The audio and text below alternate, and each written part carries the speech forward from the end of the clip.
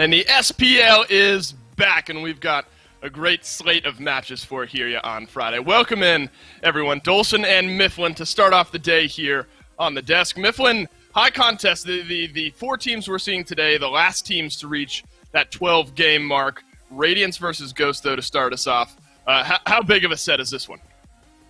This is a huge set. I mean, Radiance has been looking a little bit shaky. Ghost just gets a rebrand, so you know they're trying to find some dubs under this new moniker. These guys have a lot to prove today. Ghost trying to maintain that third position spot. Radiance trying to get it back for themselves. I mean, it's a battle of the top.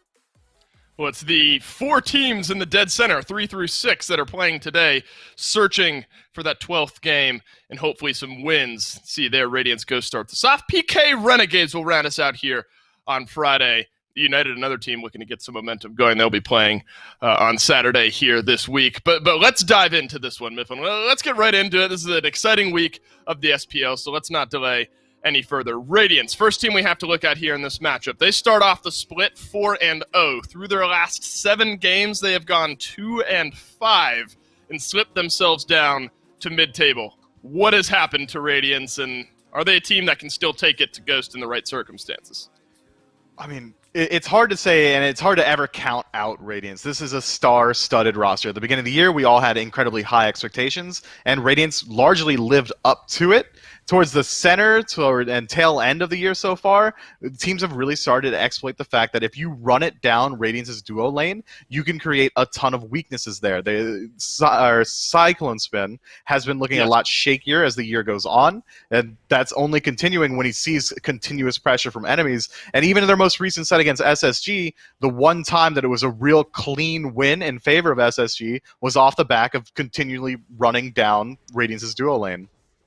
Yeah, a lot of the SPL player tier lists have been coming out here recently, and I mean, jokes aside, Cyclone and Aurora are down in a lot of analysts' opinions here, not because necessarily of their mechanics as players. They have just had a rough time here so far in this split. I mean, in games where Cyclone has done poorly, you know, it's been 1-8, 1-5. I mean, you just kind of litter the battleground with Cyclone, depending on how you find some presence there in that long lane. Do you think that is a pick ban issue for Radiance specifically? Are there gods that you think you go to if you're Aurora, if you're Cyclone Spin, to give yourself a better chance? I mean, the Hercules is taken off the board essentially every set, but you got to have more.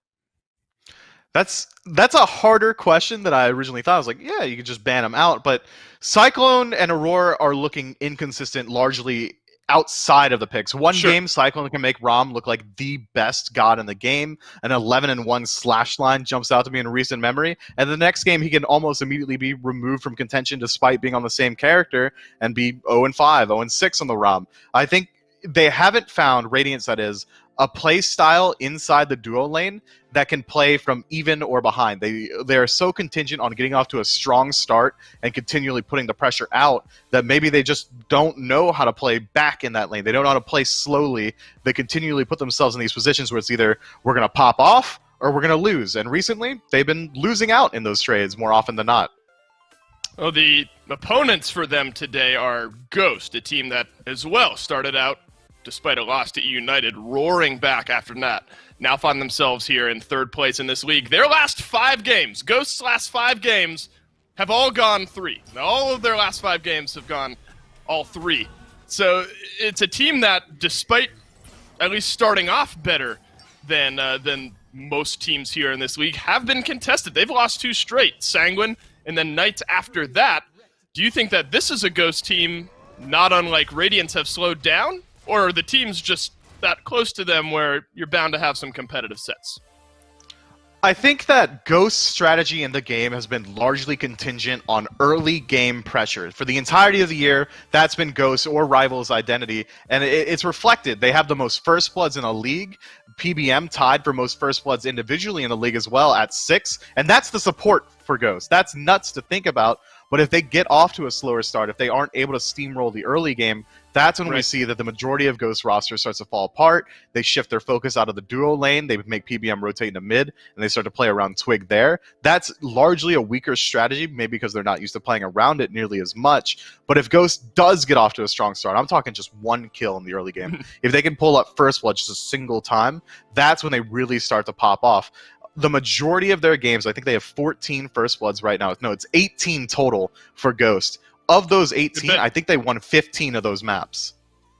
And just to kind of complete my stat, of the last 5 sets they've had, again, they've all gone 3 games. They are 2-3 in their last 5 sets. So this is a team that's going to look to build some momentum going forward. You talk about playing around CaptainTwig. I think that's a big strategy that Ghost will need to adopt here today in order to beat Radiance. CaptainTwig, the man himself, how is he feeling up against Radiance? Well, listen and find out. Well, that's right. We're here with CaptainTwig, the mid for now. Ghost Gaming is going to be coming through, and I'm going to start this one off with probably the hard question, which is just you guys, have a couple of losses the last couple of weeks. What's been up? What are you planning on changing? What's been happening that's kind of maybe led to those?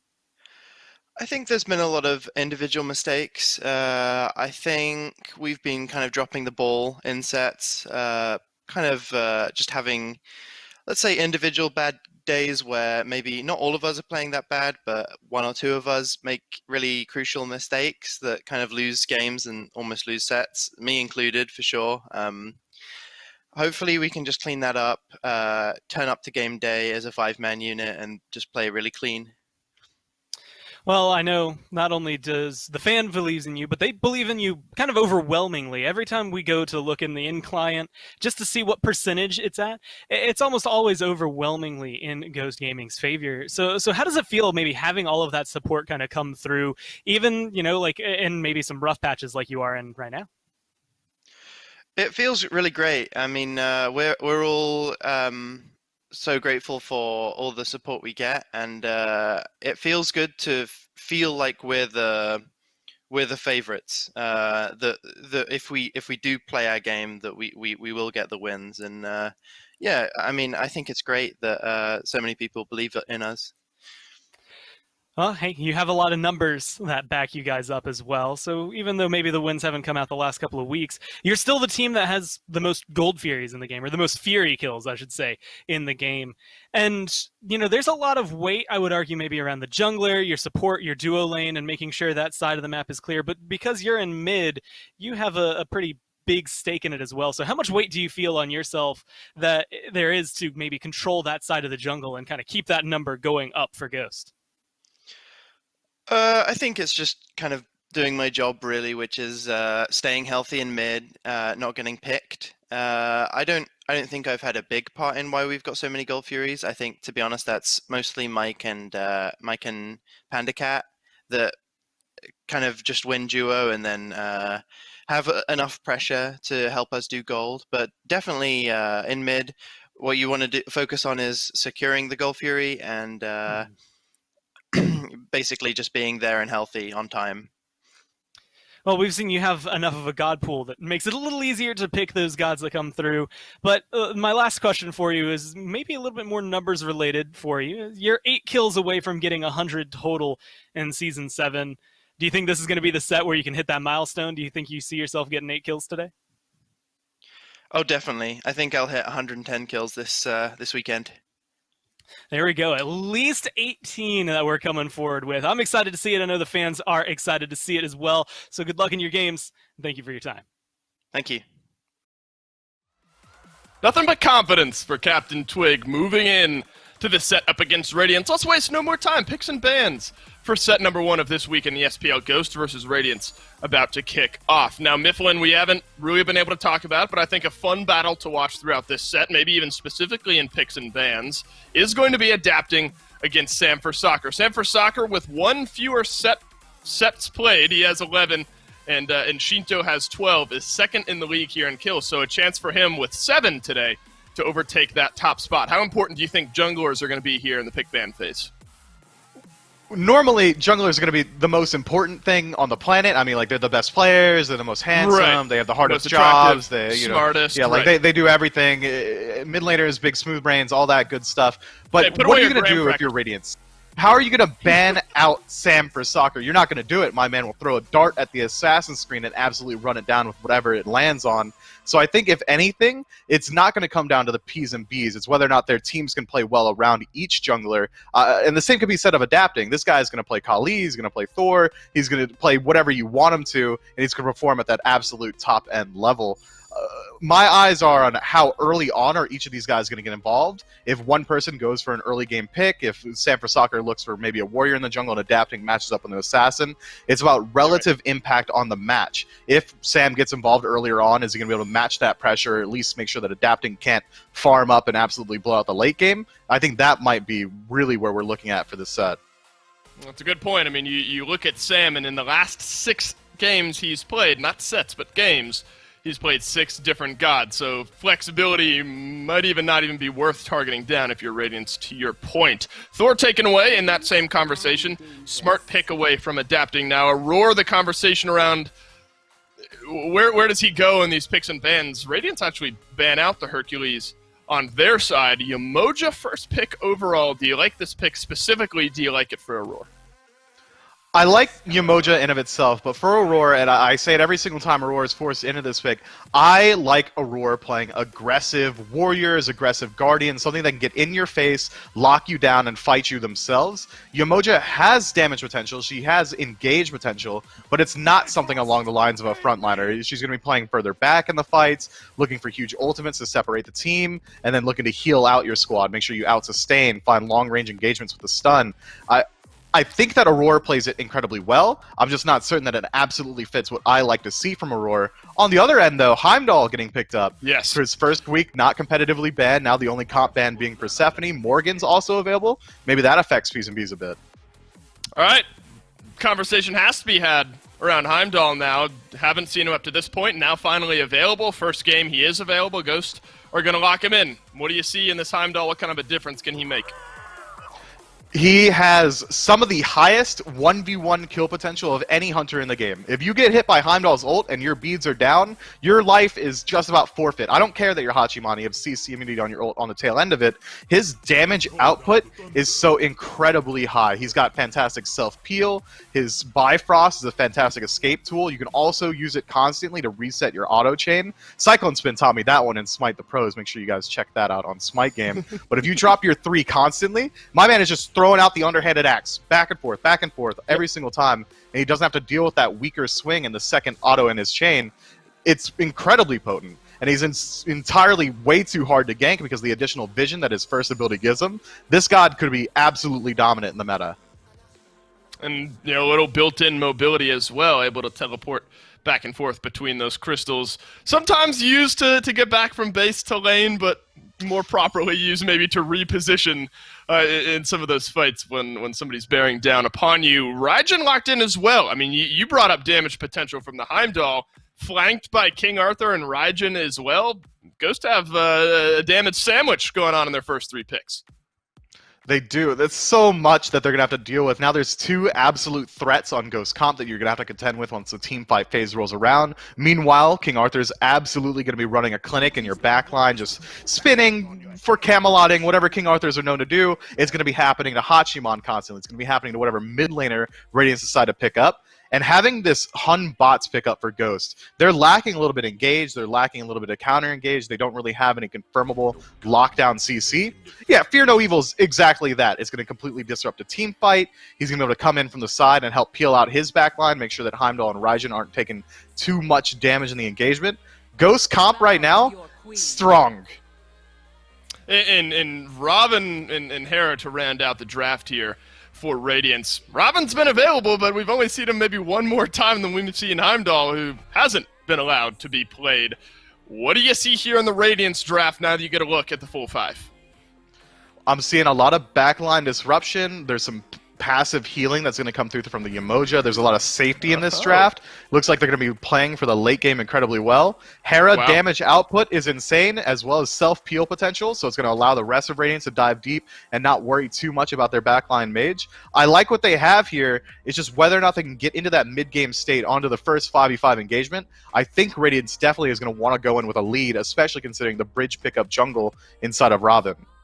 Well, it's King Arthur, Heimdall, Raijin, Hunbat's Ymir. I mean, you talk about potential for setup and some good damage. Ghosts certainly have it. Quick thoughts, Mifflin. Do you like Ymir to round out the Ghost draft? No, I'm not a huge fan of Ymir. He's so abusable in the early game. If he ever gets caught out, I mean, he's dead. Freeze is the only self-peel. Recent buffs do make him a little bit better. He's fantastic for objective secure. Even if you kill him, that Shards of Ice is going to come through. But overall, Ymir is so easily exploitable. He's going to be a free source of kills if Radiance decide to target him in the early game. I'm concerned. If he makes it into mid unscathed, which most Ymirs don't do, he should be absolutely fine. It's just a tall task.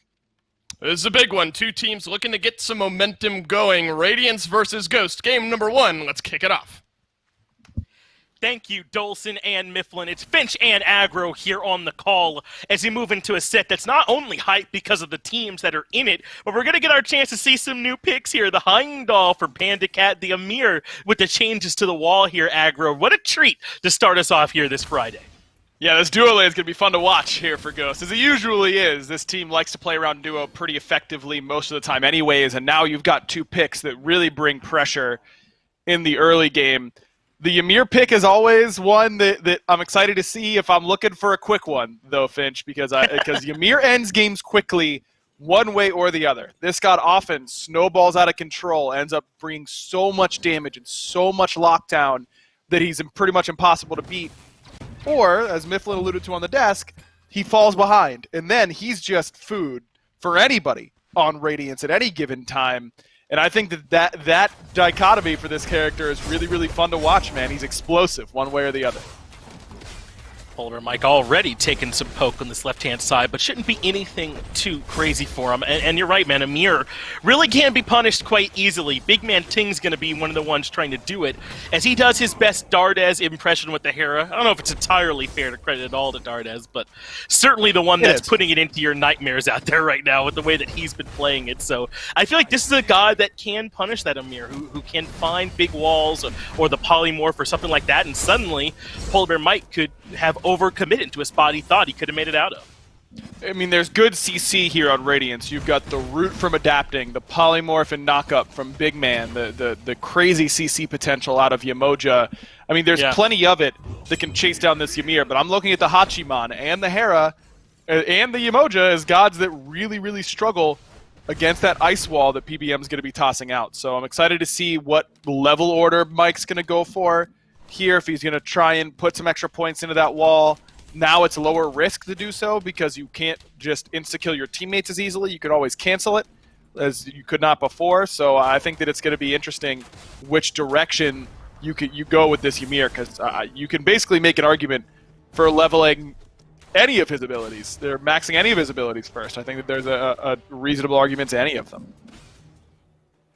Just depends on what Mike's going to look to value. It's worth talking a bit about some of the right ways I feel like to be playing this Heimdall, since we haven't really gotten to see him at this SPL level, but you're seeing him use the Bifrost the right way here to try and give himself plenty of escape outs if he needs it.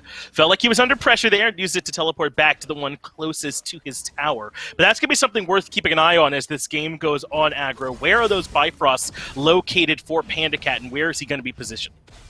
You can use them to teleport forward. You can use them to auto-cancel really effectively. I mean, there's a million things that you can do with this Bifrost cooldown, and that's what makes this character...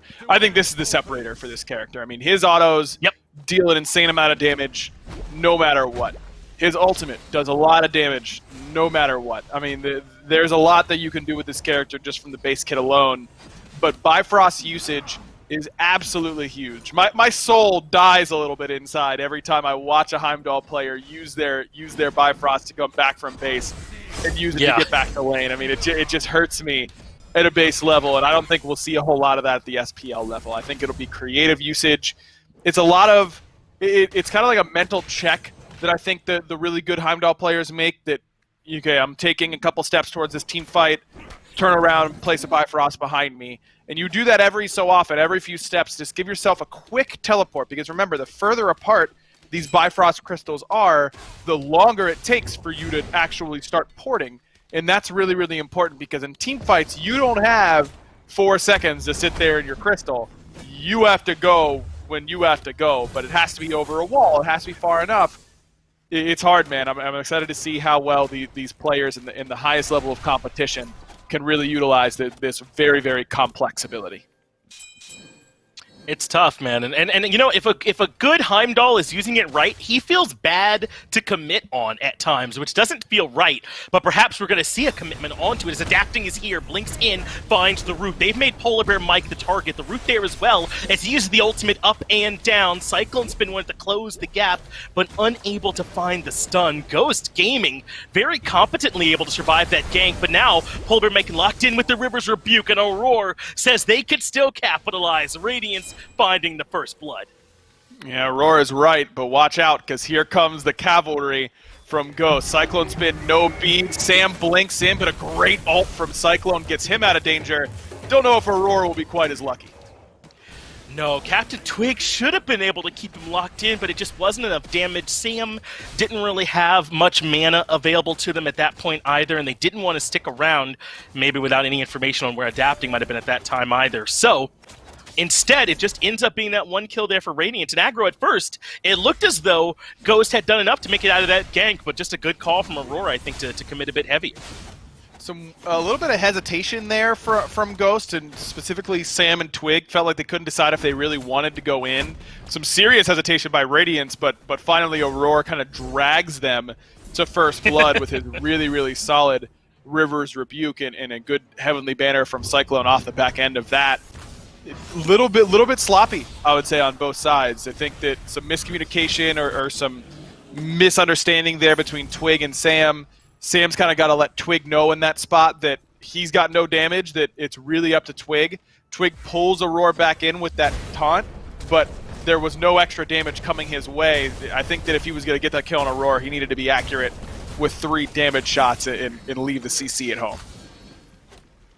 That's Benji's ultimate forced out here on right. And this is a conversation that, I don't know, it might be over already. I was wondering if we really were going to see this much more of the transition to Celestial Legion Helm for these Guardians over in the solo lane, or if we'd see some Jade Emperors. But it looks like with the recent nerf to Jades that a lot of solo laners just feel like Celestial is the better pickup right now. I mean, it's a lot of protection. You're getting quite a bit of prots from this Celestial Legion Helm. And Arthur's going to strip those quickly, which is problematic, but it's still okay.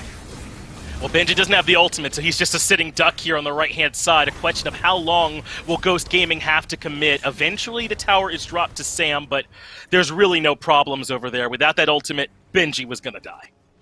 And it's because of this good ward coverage that allows them to make that dive effectively. Yeah, sorry, Aggro, you might not get a chance to come in as Mike is in trouble in mid. Big Man Tinks gets him, but that's really Aurora with that ult for the emoji that makes that happen, and that's twice now Aurora has kind of put his foot down and said, we are getting this kill. Exactly, and that's Aurora knowing, you know, he's played against Ymir a million times, even if it wasn't as strong as it might be right now. He's still Ymir, man. He's still really, really easy to set behind. And now your Yamoja's up 2 levels. Mike is not going into Thieves. He's going into some magic defense right off the bat, It looks like. Try and give him some protection, really, against this Yamoja, which has been the main problem for him so far, 7 minutes in. Yeah, I think the Yamoja's the only one that can say, you have to fight me, right? And so Polar Mike is kind of outfitting for that scenario where he doesn't get to pick or choose whether or not he sticks around anymore. And I think it makes some sense, but it does just mean that he might be in a bit of trouble if he ends up facing Adapting or Cyclone Spin in these skirmishes too. But this early game is gone exactly the way that games can go with Ymir sometimes, where you can be caught out and punished in the early. And it's not getting any easier for Ymir. I mean, he'll tank here, sure, but the nature of the game, is that the damage dealers are going to get more damage before you get more defense. It's why it's really easy to pick supports in Smite and do it really consistently. Mike is gone for the blink early on, has really been neutered in the aggressiveness so far. So we'll see if he can start finding these initiations. Because I still think no matter how far behind Ymir gets, you want to pick him in compositions where your wall is your most valuable tool, because it doesn't matter how far behind you are, that wall is going to be effective either way. It's your damage and frontline potential that goes down when you fall behind. The wall is always going to be impactful against Terra. Adapting in trouble, Fear No Evil perfectly placed. Big stun came through, so that forces Sam to leap in. He does get the kill, but now he's overcommitted, so Tings get the return, but CaptainTwig is in with them. Ghost Gaming are the ride or die squad, and it ends up working out. FineOK gets the kill to Aurora. CaptainTwig still alive up in mid, but it's the rotation from Benji to try and lock him down on the backside. So he goes into the World Serpent. This is all in favor of trying to hunt CaptainTwig down, but he's juking these ultimate charges out perfectly, able to evade for now, but Benji still close, wants to finish off the kill. The spit's there for the slow, but Twig had the Thunder Crash. At this point, I think he's out. Twig is out. Really great use of jukes and understanding of pathing there from Twig. Plays it cool under high pressure and it manages to escape.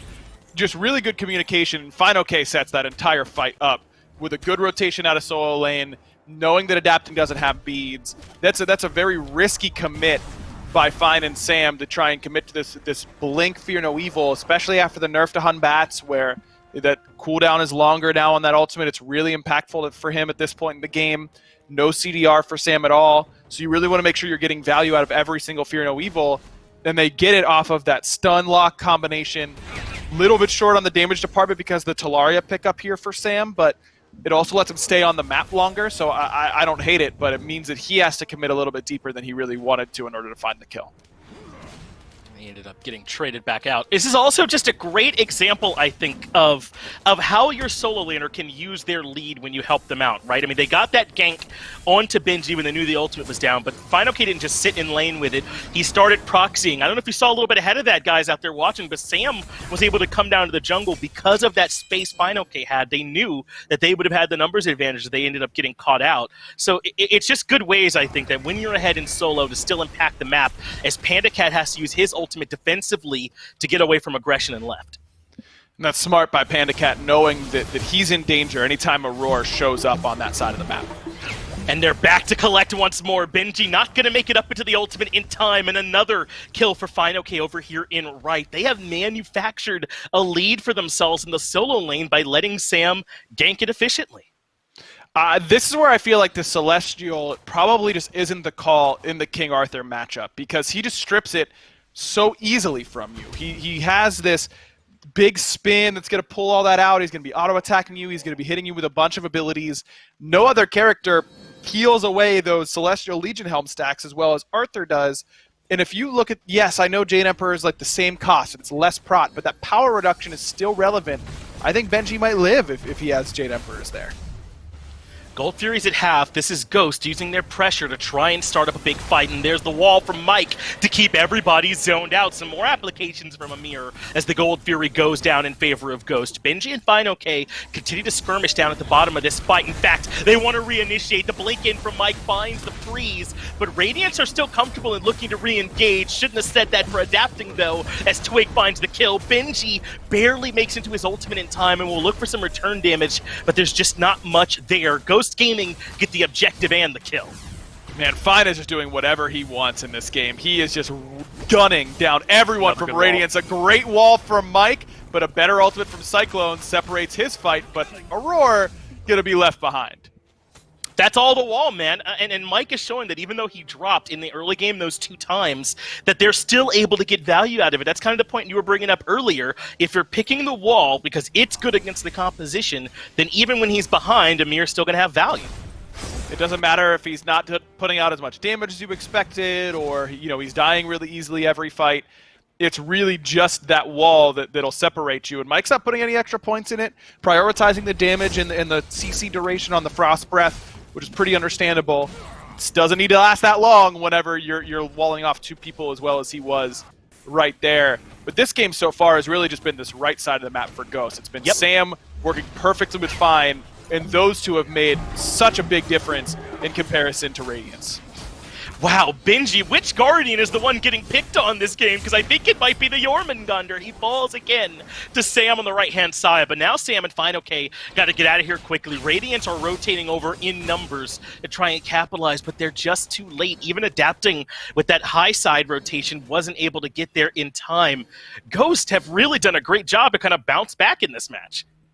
And I love the itemization here from Fine as well. If you're going to be rotating early, he gets this Oni Hunter's Garb because it's good in lane against the Yorm, it's magical protection, but it's also just gives so much tankiness. CaptainTwig could use some of that tankiness as he's locked down underneath the tier 1 tower. Aurora gets the kill credit for it as Radiance find their answer back. That's all they'll get though, even with all that ultimate usage. And meanwhile, Fine OK continues to push up the right side. Man, Aurora's had a really great game so far. I mean, he has really found these fights that have been advantageous for Radiance. Almost every single one of them has been on Aurora's initiation with that River's Rebuke. Right there, you force out CaptainTwig's leap. Immediately, we drop the River's Rebuke on the back end. That was really well done. But this is the part that you can't do anything about. When Fine OK can just rotate underneath your tier 1 tower 14 minutes into the game because he's that far ahead. Fortunately for Radiance, not a whole lot comes from Ghost Gaming out of it, but they are able to force members out. And now look at this rotation over to left. 3 members of Ghost are here. It looks like they're just going to settle for the purple buff, though, strip that away, and head back to farming. PandaCat going for the very traditional Hunter build right now, and the Devos into Boots, Devos, and the Rage. A lot of the Heimdall play that I've seen has really been centered around taking advantage of how hard he hits with these auto attacks, how good his scaling is on all of his abilities. And a lot of people are going Transcendence, but PandaCat just playing him more like a traditional Hunter means that he's still going to hit really hard with those abilities, but his auto attacks are going to provide more utility. It's not just straight up damage. He's life stealing a good amount. If you can crit someone coming down with that big overhand shot, the non-cleave, good luck, because that thing slams you, whether or not it's critting you. When it does crit, it's lights out.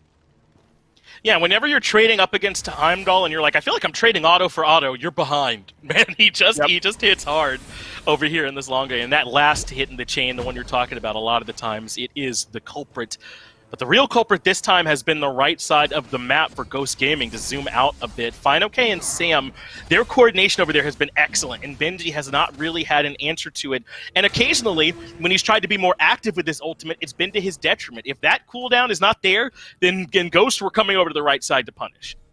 It's been easy, and Benji feels like he needs to itemize for some magical damage as well. He goes straight into that same Onis because, again, if you're going to be rotating early on, this is basically as efficient as you can be for quick magical protection. It's super cheap, it's good magical protection, it's a little bit of health, and it's damage mitigation. And everyone is going to be grouped up right now around Fine because they need to in order to kill him, but you're just getting damage mitigation in that moment. So Onis is just a super strong item, and I love seeing it picked up this early when you know that you're going to have to be rotating. I think it's a smart pickup by both players. Yeah, it's basically an item that says Fine gets to play exactly the way that he has been playing, and he's leveraged every bit of value out of it that he could get so far. The next Fury, though, the Oni Fury, has just respawned, and oh, what a coincidence, Fine and Benji are both on this side of the map. They know they're going to need to be here for this fight, as Radiance look for what poke they can get on the Fine OK here for free, but basically he's patrolling this choke point down here so no one else can step up and contest Ghost. As the Oni Fury falls low, it's down to half, and really only Cyclone Spin and Aurora are in position to contest another good wall, and Ghost get the Oni Fury for free. Radiance has oracles that whole time. They know exactly what's happening, but there's not a whole lot you can do about it.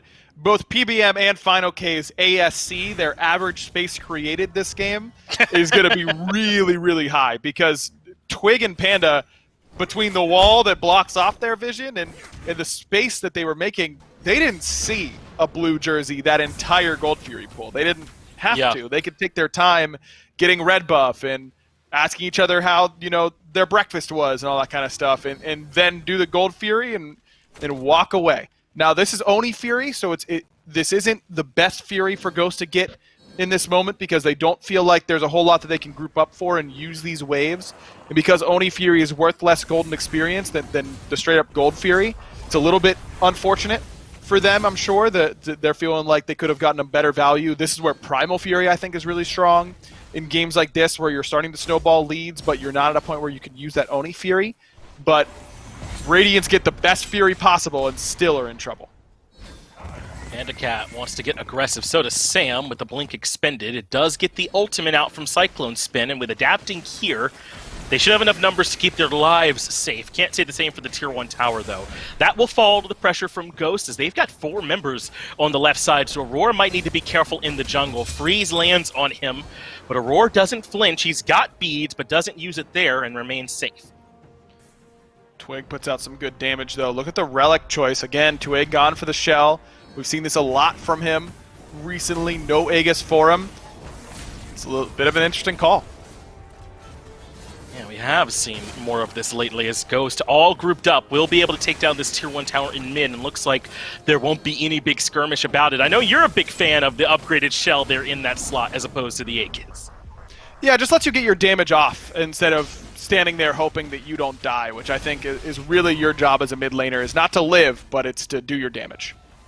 Right, and at least get those skills out as the Fire Giant's been brought down to half.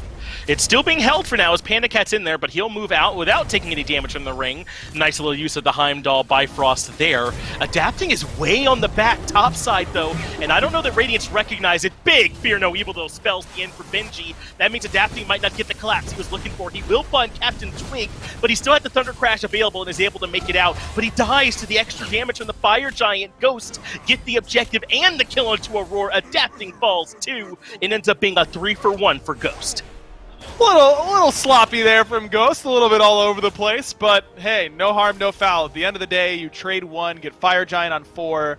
I like what Cyclone does. He just stays at home, knows that he's not going to be super relevant in this team fight anyways. May as well get some gold for the boys. He does that and opens up this left side Phoenix, which is huge for Radiance. Yep. Gives them an eventual win condition, but still, at the end of the day, Ghost are up 8,000 gold and have Fire Giant just 20 minutes in. It's been a great game from Ghost here so far, and what's crazy is it's been a tale of 2 halves of the map, and I would argue that Radiance actually won what is traditionally the more valuable half of the map on the left side, the Gold Fury side. It's just that it was Ghost who were able to leverage their success, I think, into better control of the map. It just didn't really amount to anything because the counter gank early by Sam and Twig made sure that Radiance couldn't jam Ghost's purple buff on the side of the map and really start to get a lead, strip away that golden experience. The 2 kills they got on the duo laners were on to PBM, which is exactly what he's down with. And Pandacat's really been able to free farm and be under no pressure at all so far this game.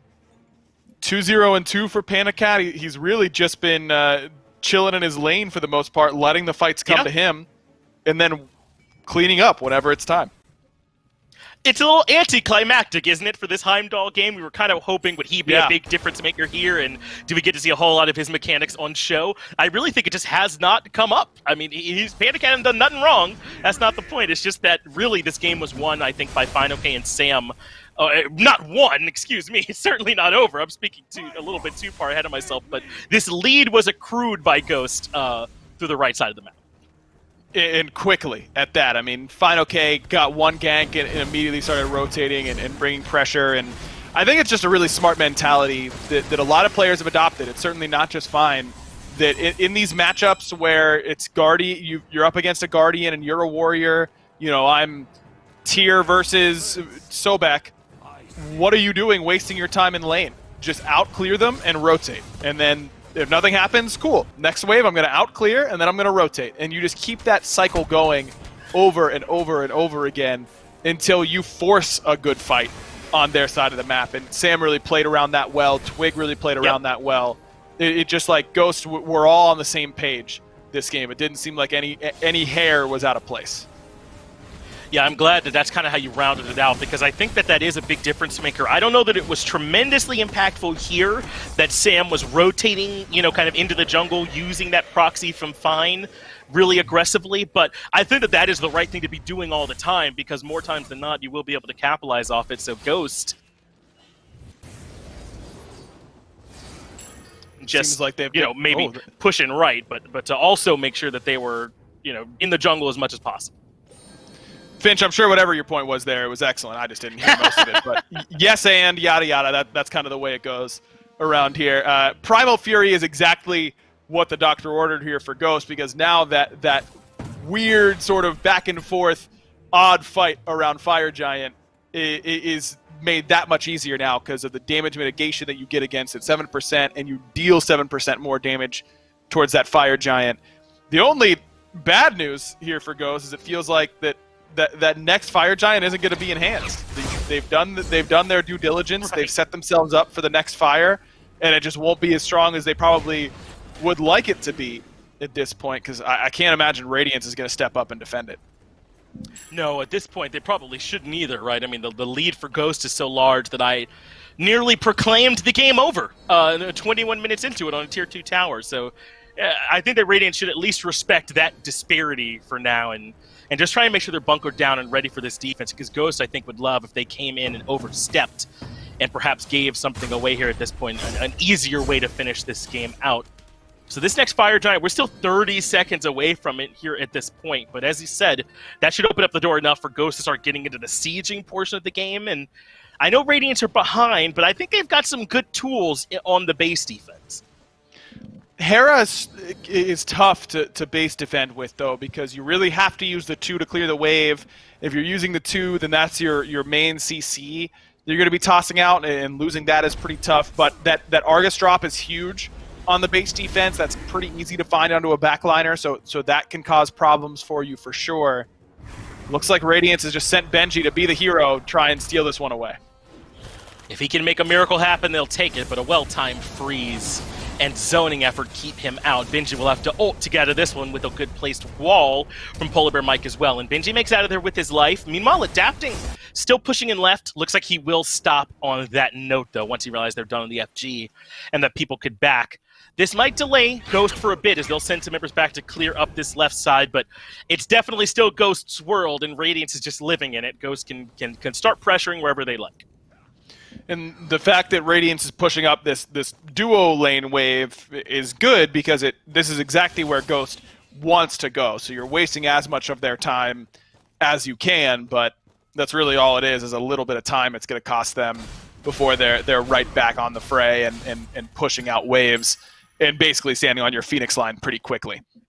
And Agra, are you surprised at all that, like, right out of the gate, Ghost were willing to give Heimdall and Amir, some of these new looks a try? I mean, Heimdall maybe not as much so, because, they've been practicing with him, he just wasn't available. But Amir, to come out with them right away after the changes, it seems a bit bold. Yeah, but Mike's been playing these styles of picks for a long time. I mean, it kind of fits his play style and what he wants to do as a support, which is be the aggressor and get fights started off pretty quickly. And there's probably a lot of games where supports go, man, Ymir does look pretty good here, but yeah, he's just not good enough. Now you feel like maybe he is good enough, and he still looks really good here. So I don't feel like it was forced by Ghost. I think that Radiance just ended up picking a whole bunch of picks that Mike looked at and liked the Ymir against. They know Benji's ultimate is far away. He got it just there at the tail end, but it was too late. So Sam able to find that kill. And right now they're threatening mid Phoenix. Left Phoenix starting to fall too. Mike is a bit far forward on the Phoenix, so the River's Rebuke cuts him off. A good stun forces him to meet some more tower shots, but Mike is able to live through it all. They get the mid Phoenix, drop the Fear No Evil, and now they'll claim Adapting as well. The fight handily going in favor of Ghost, and that surprises no one. It's just Big Man Tings that's left at the end, but really, this lone Hera can't do anything except excite Dave. That will be enough. Ghost Gaming have found the win. Man, that was clinical. I mean, if you maybe missed those first 2 kills on a PBM, you would think that Ghost basically blanked Radiance in that game. It felt so one-sided for the majority of it. But Radiance, I think, it just has to find a way to make sure that Benji's going to be more impactful, because I think the vast majority of Radiance's struggles have really been through that duo lane and the way that they have struggled in the early game. That was not a problem this time around. It was really this King Arthur pick for Final K and the pressure brought with it. So if I'm Radiance, that's kind of one that you just go, yeah, they punished our Guardian in solo. Let's just pick something totally different in game 2. And these blowouts, I think, are the easiest ones to get by mentally because you can just write it off to a couple early mistakes in a clean snowball from there. Yeah, especially someone like Benji, when he says, if I'm Achilles in that spot, it goes different, I believe him 100%, right? So easily, I think they can make some adjustments for the game to look a lot different. That is game one, though, pretty handily over to Ghost. I'll get it back to Dave so I can break it down on the desk. Well, what a way to start off this week here in the SPL, and a great start for Ghost to maybe get themselves back in the winning column. Remember, while all of this is going on, the Grim Omens event still going on in-game. Scylla, Jormungandr, all the gods, not all the gods, but a bunch of gods have great skins in this Grim Omens event. So jump in, take a look at what you might have missed out on. Maybe pick yourself up some new skins in-game. Mifflin with me, though, to talk about game number one. Is it as clean and as easy as Aggro maybe describes it there, Mifflin? I mean, it's solo lane pressure from Ghost. They get fine okay ahead, and they just kind of cleanly snowball the game from there on out. It really was. Sam has a fantastic game. He gets Benji absolutely destroyed and removed from the map, but the same thing almost happens to PBM. He drops 2 early kills, Radiance pick up the first blood, but instead they just weren't able to optimize on it. They weren't able to establish a lead. Every time Ghost picks up a kill, they go to Pyromancer, they go to a Gold Fury afterward, they get these objectives and create a gold deficit, whereas in the early game, Radiance pick up a kill on a Ymir too early on, couldn't do anything off the back of it, pick up another kill on Ymir, doesn't really matter, get nothing there. Right. Meanwhile, Benji's getting run down and Gold Furies are getting decimated by Ghost. And I think actually that replay right there, pretty well timed, because I agree with what the guys were saying on the cast. I mean, at some point, PBM says, well, as long as I can wall and freeze people, that's what I need to do. Maybe the damage and the duration increases a little bit, but the utility I'm providing doesn't necessarily go away just because I'm behind here in this early game. So I still think I tend to agree with what you were saying in picks and bans, where he's easily punishable, and we saw that in spades. But at the end of the day, if you're picking Ymir for walls and freezing, no amount of dying is really going to take that away from him. Maybe how long he can stand in the front line. Your post-game stats, though, rolling across your screen now, and what a big game from Sam for Soccer. Fine, okay, Panda Cat. The outsides and in the jungle seem to be working here for Ghost. Yeah, that game is almost 100% in my mind jungle diff. Adapting picks up this Robin so they can pressure out the early game, and he doesn't. Sam for Soccer gets way more value on a pick that's going to scale better in the late game as well. So in the early, who's winning? The Monkey. Who in the late, who should win? It's going to be the Monkey. He gets the late game first. He decimates the fight. Benji's not allowed to play. Adapting gets incredibly low value from this pick. 7,400 damage. That's something you expect from Robin in the first 15 minutes, let alone in the first entire map. This game should be easy for Radiance. Just go ahead, put behind them, hey guys, we really didn't get enough off our kills in the early. We need to really focus up, make sure that we get the stuff after the stuff. We just kind of got blown out this time. As Aggro said, these are the easiest ones to just let roll off your back. So how are they going to change things up in game 2? It's to be seen. Well, the junglers are all waving their banners and cheering after hearing that. I'm sure the solo laners are thinking about how Fine OK put his lane into a great spot to get ganked, or maybe the hunters are thinking Panda Cat, well, he delayed the game, farmed up, stayed safe, and was able to help carry it there by the end. Really, team performance, I think, overall there from Ghost. And kind of back to what we're used to seeing from him. I mean, think back to the Sanguine set, the Knight set. They got out to these early leads. Then they kind of fell away. This is the Ghost, I think, that we were used to seeing through the first half of Phase 1 here, where they pull out to an early start and are able to build on it through and through. You bring it up, though, Mifflin.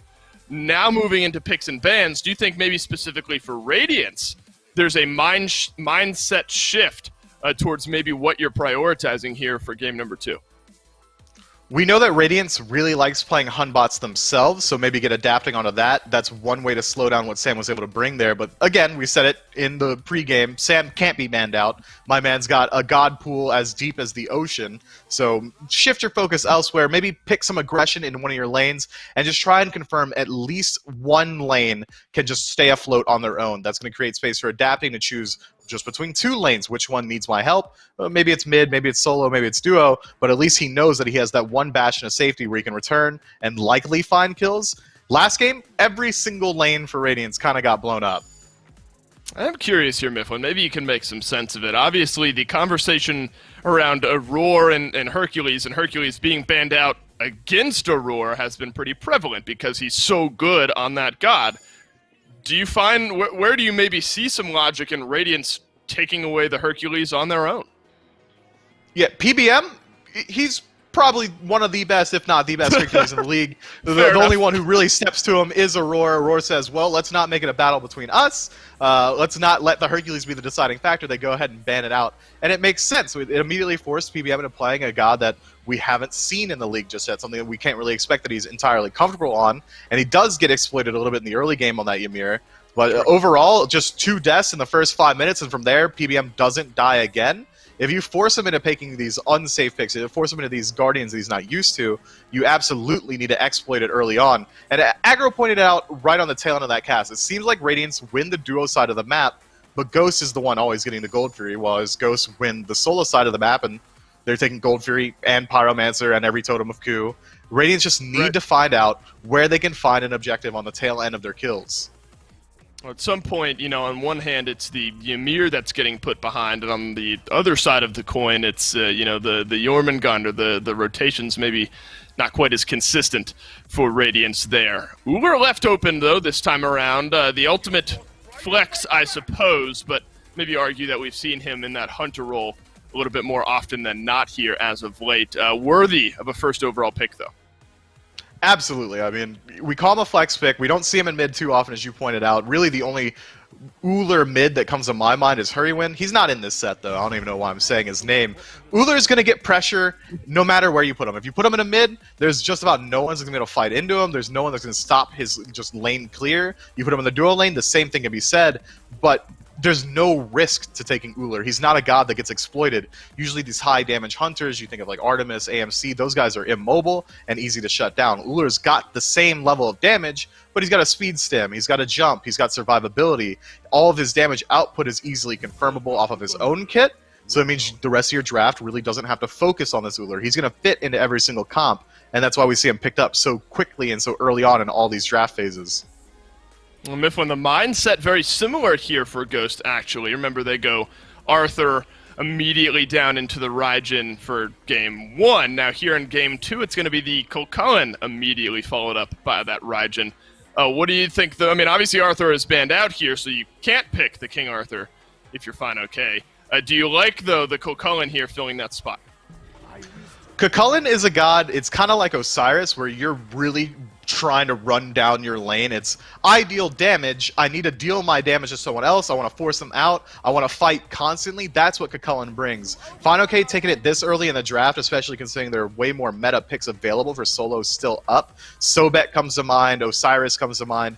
It's screaming confidence to me. Fine okay is saying, I'm playing like fire, so I'm going to keep burning my enemies. Kulkullen, let me just run it down. I don't care who they're going to bring. I'm going to deal a ton of damage and hopefully out-rotate my opposition.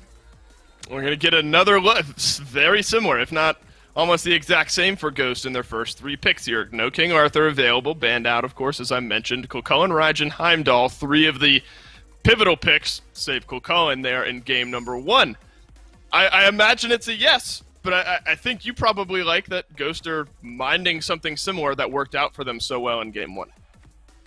I like that they are doing similar strategies here, but with Radiance taking away the Hun bots and giving it to adapting, what Ghost's draft is lacking right now is engage. Yes, you've got a frontliner in Kulkullen, he's going to be able to dive the backline, but his CC output is relatively low. He's really only got that huge knockup and then a root when he's transformed. So how did Ghost make up for that beforehand?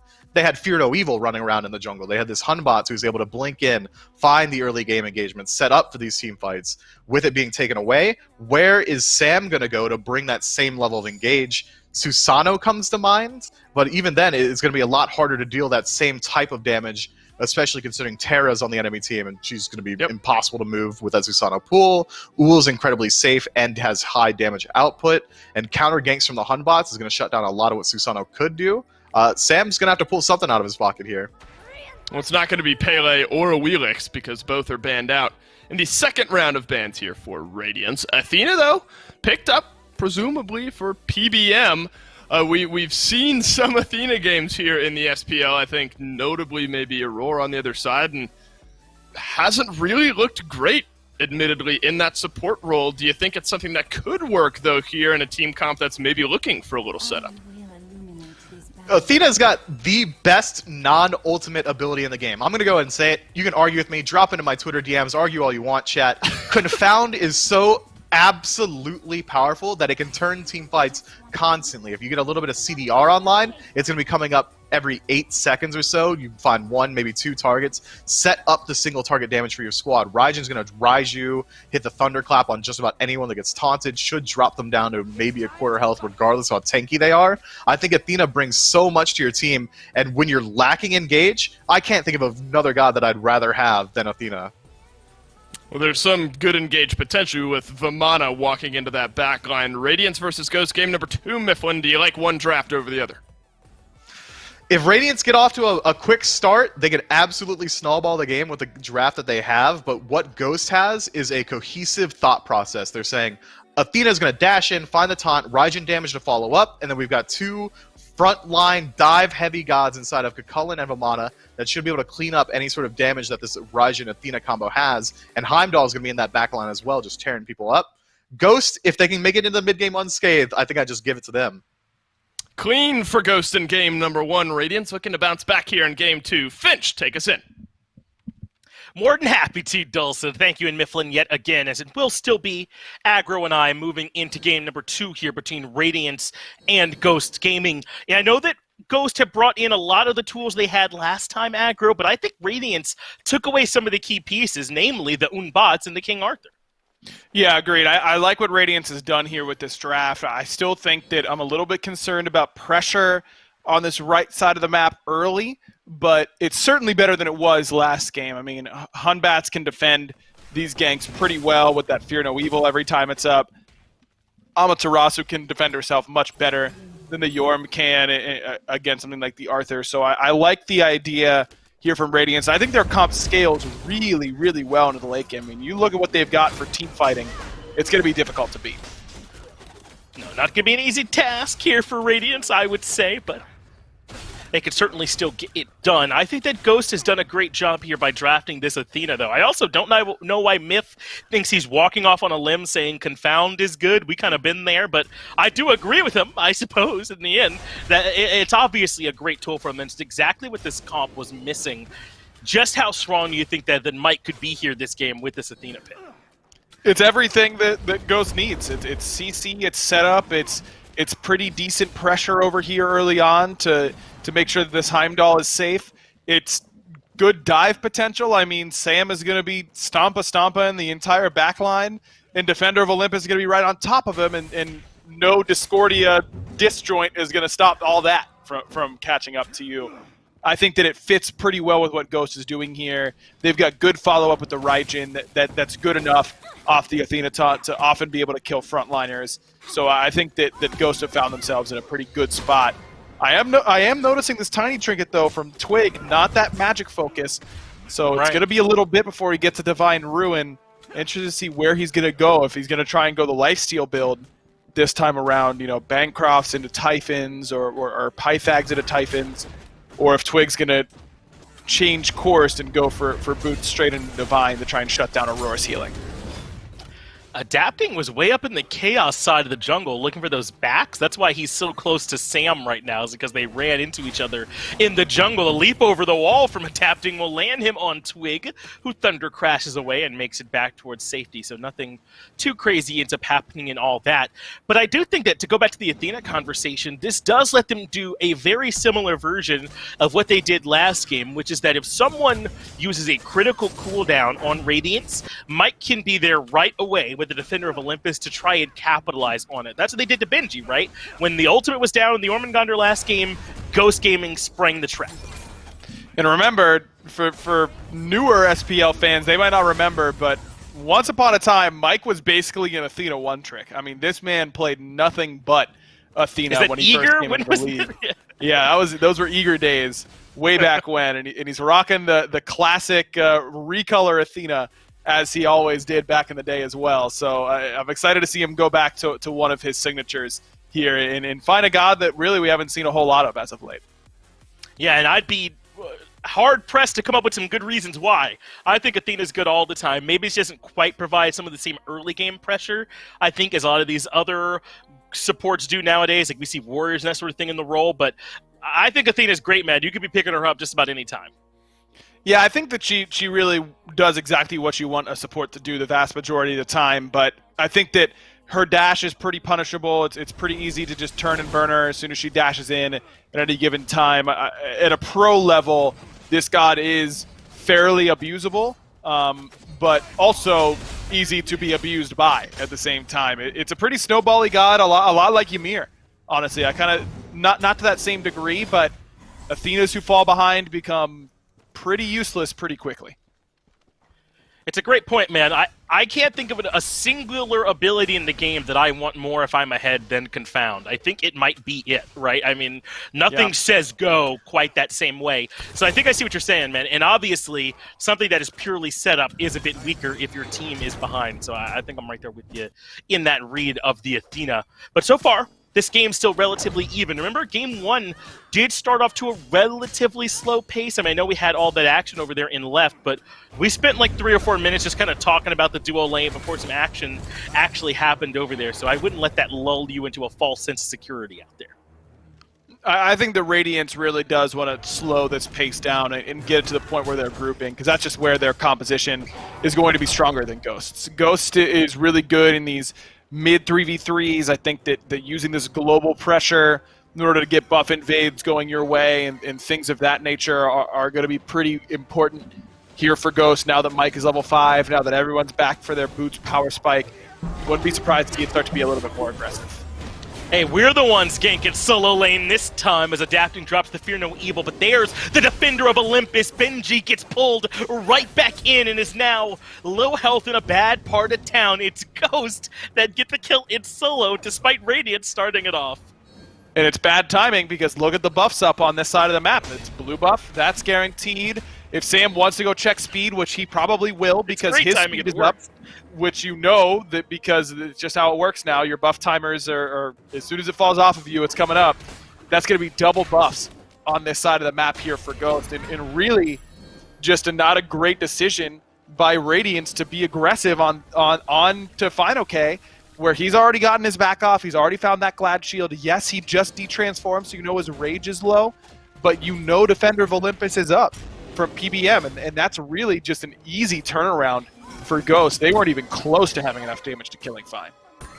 They really weren't, especially when you consider the Defender of Olympus. That play is so much more difficult, made so much more difficult by the fact that you can get that extra help there for Fine-OK when he's taking all that extra damage from it. And then there's an Athena suddenly in that fight as well for the turnaround potential. So I talked earlier about the chance for Ghost to get aggressive off the back of the Athena, but you can also be defensive like we just saw there.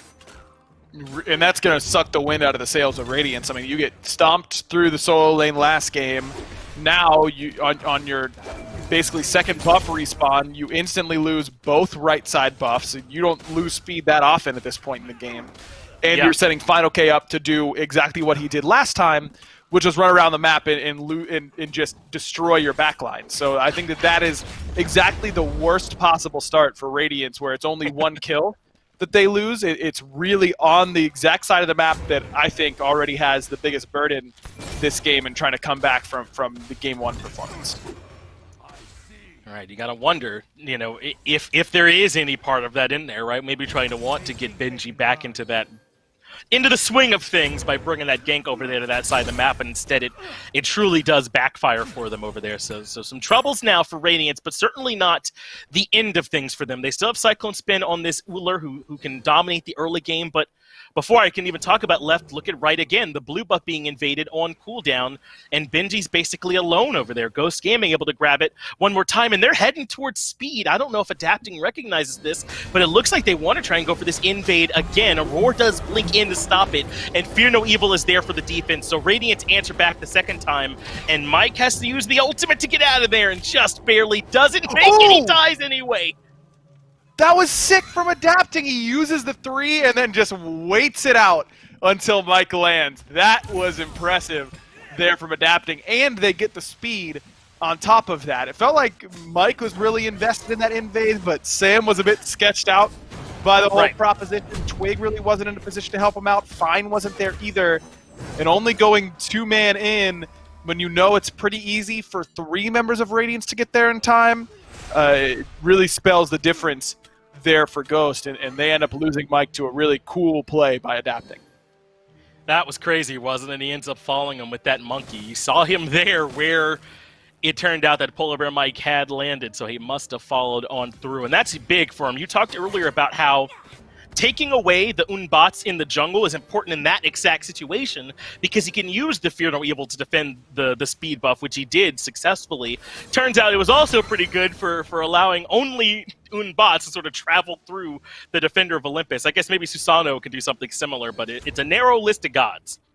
Yeah, not many are making a play like that, and that's heads up from adapting to save the 3 until the very end. I think a lot of players would just dump the kit to try and kill the Athena before she teleports. You know, it's the auto 3 auto cancel, and it's pretty easy to get wrapped up in that.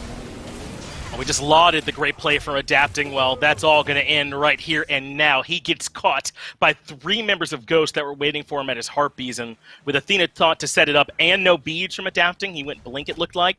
Really no way out of it for him, and it'll be another blue buff invade. It's really Benji that's struggling on the back of all this pressure. And look at where PBM and Final K are going, right back towards speed buff, because they know adapting's on the respawn, and this time Final K's with them. They get the taunt onto Aurora early on. Root lands as well, so he's out of dashes, but that's a great ultimate. Spreads the damage. Big Man Tings gets the kill into Sam, and now Benji can collect onto Mike, who also got hit in all of that, but a little bit too slow to be able to keep up the chase. There is Benji, so Mike should be safe at this point, but Aurora wants to chase too. Maybe he's not entirely out of the woods yet. One more dash, and Mike's out of it.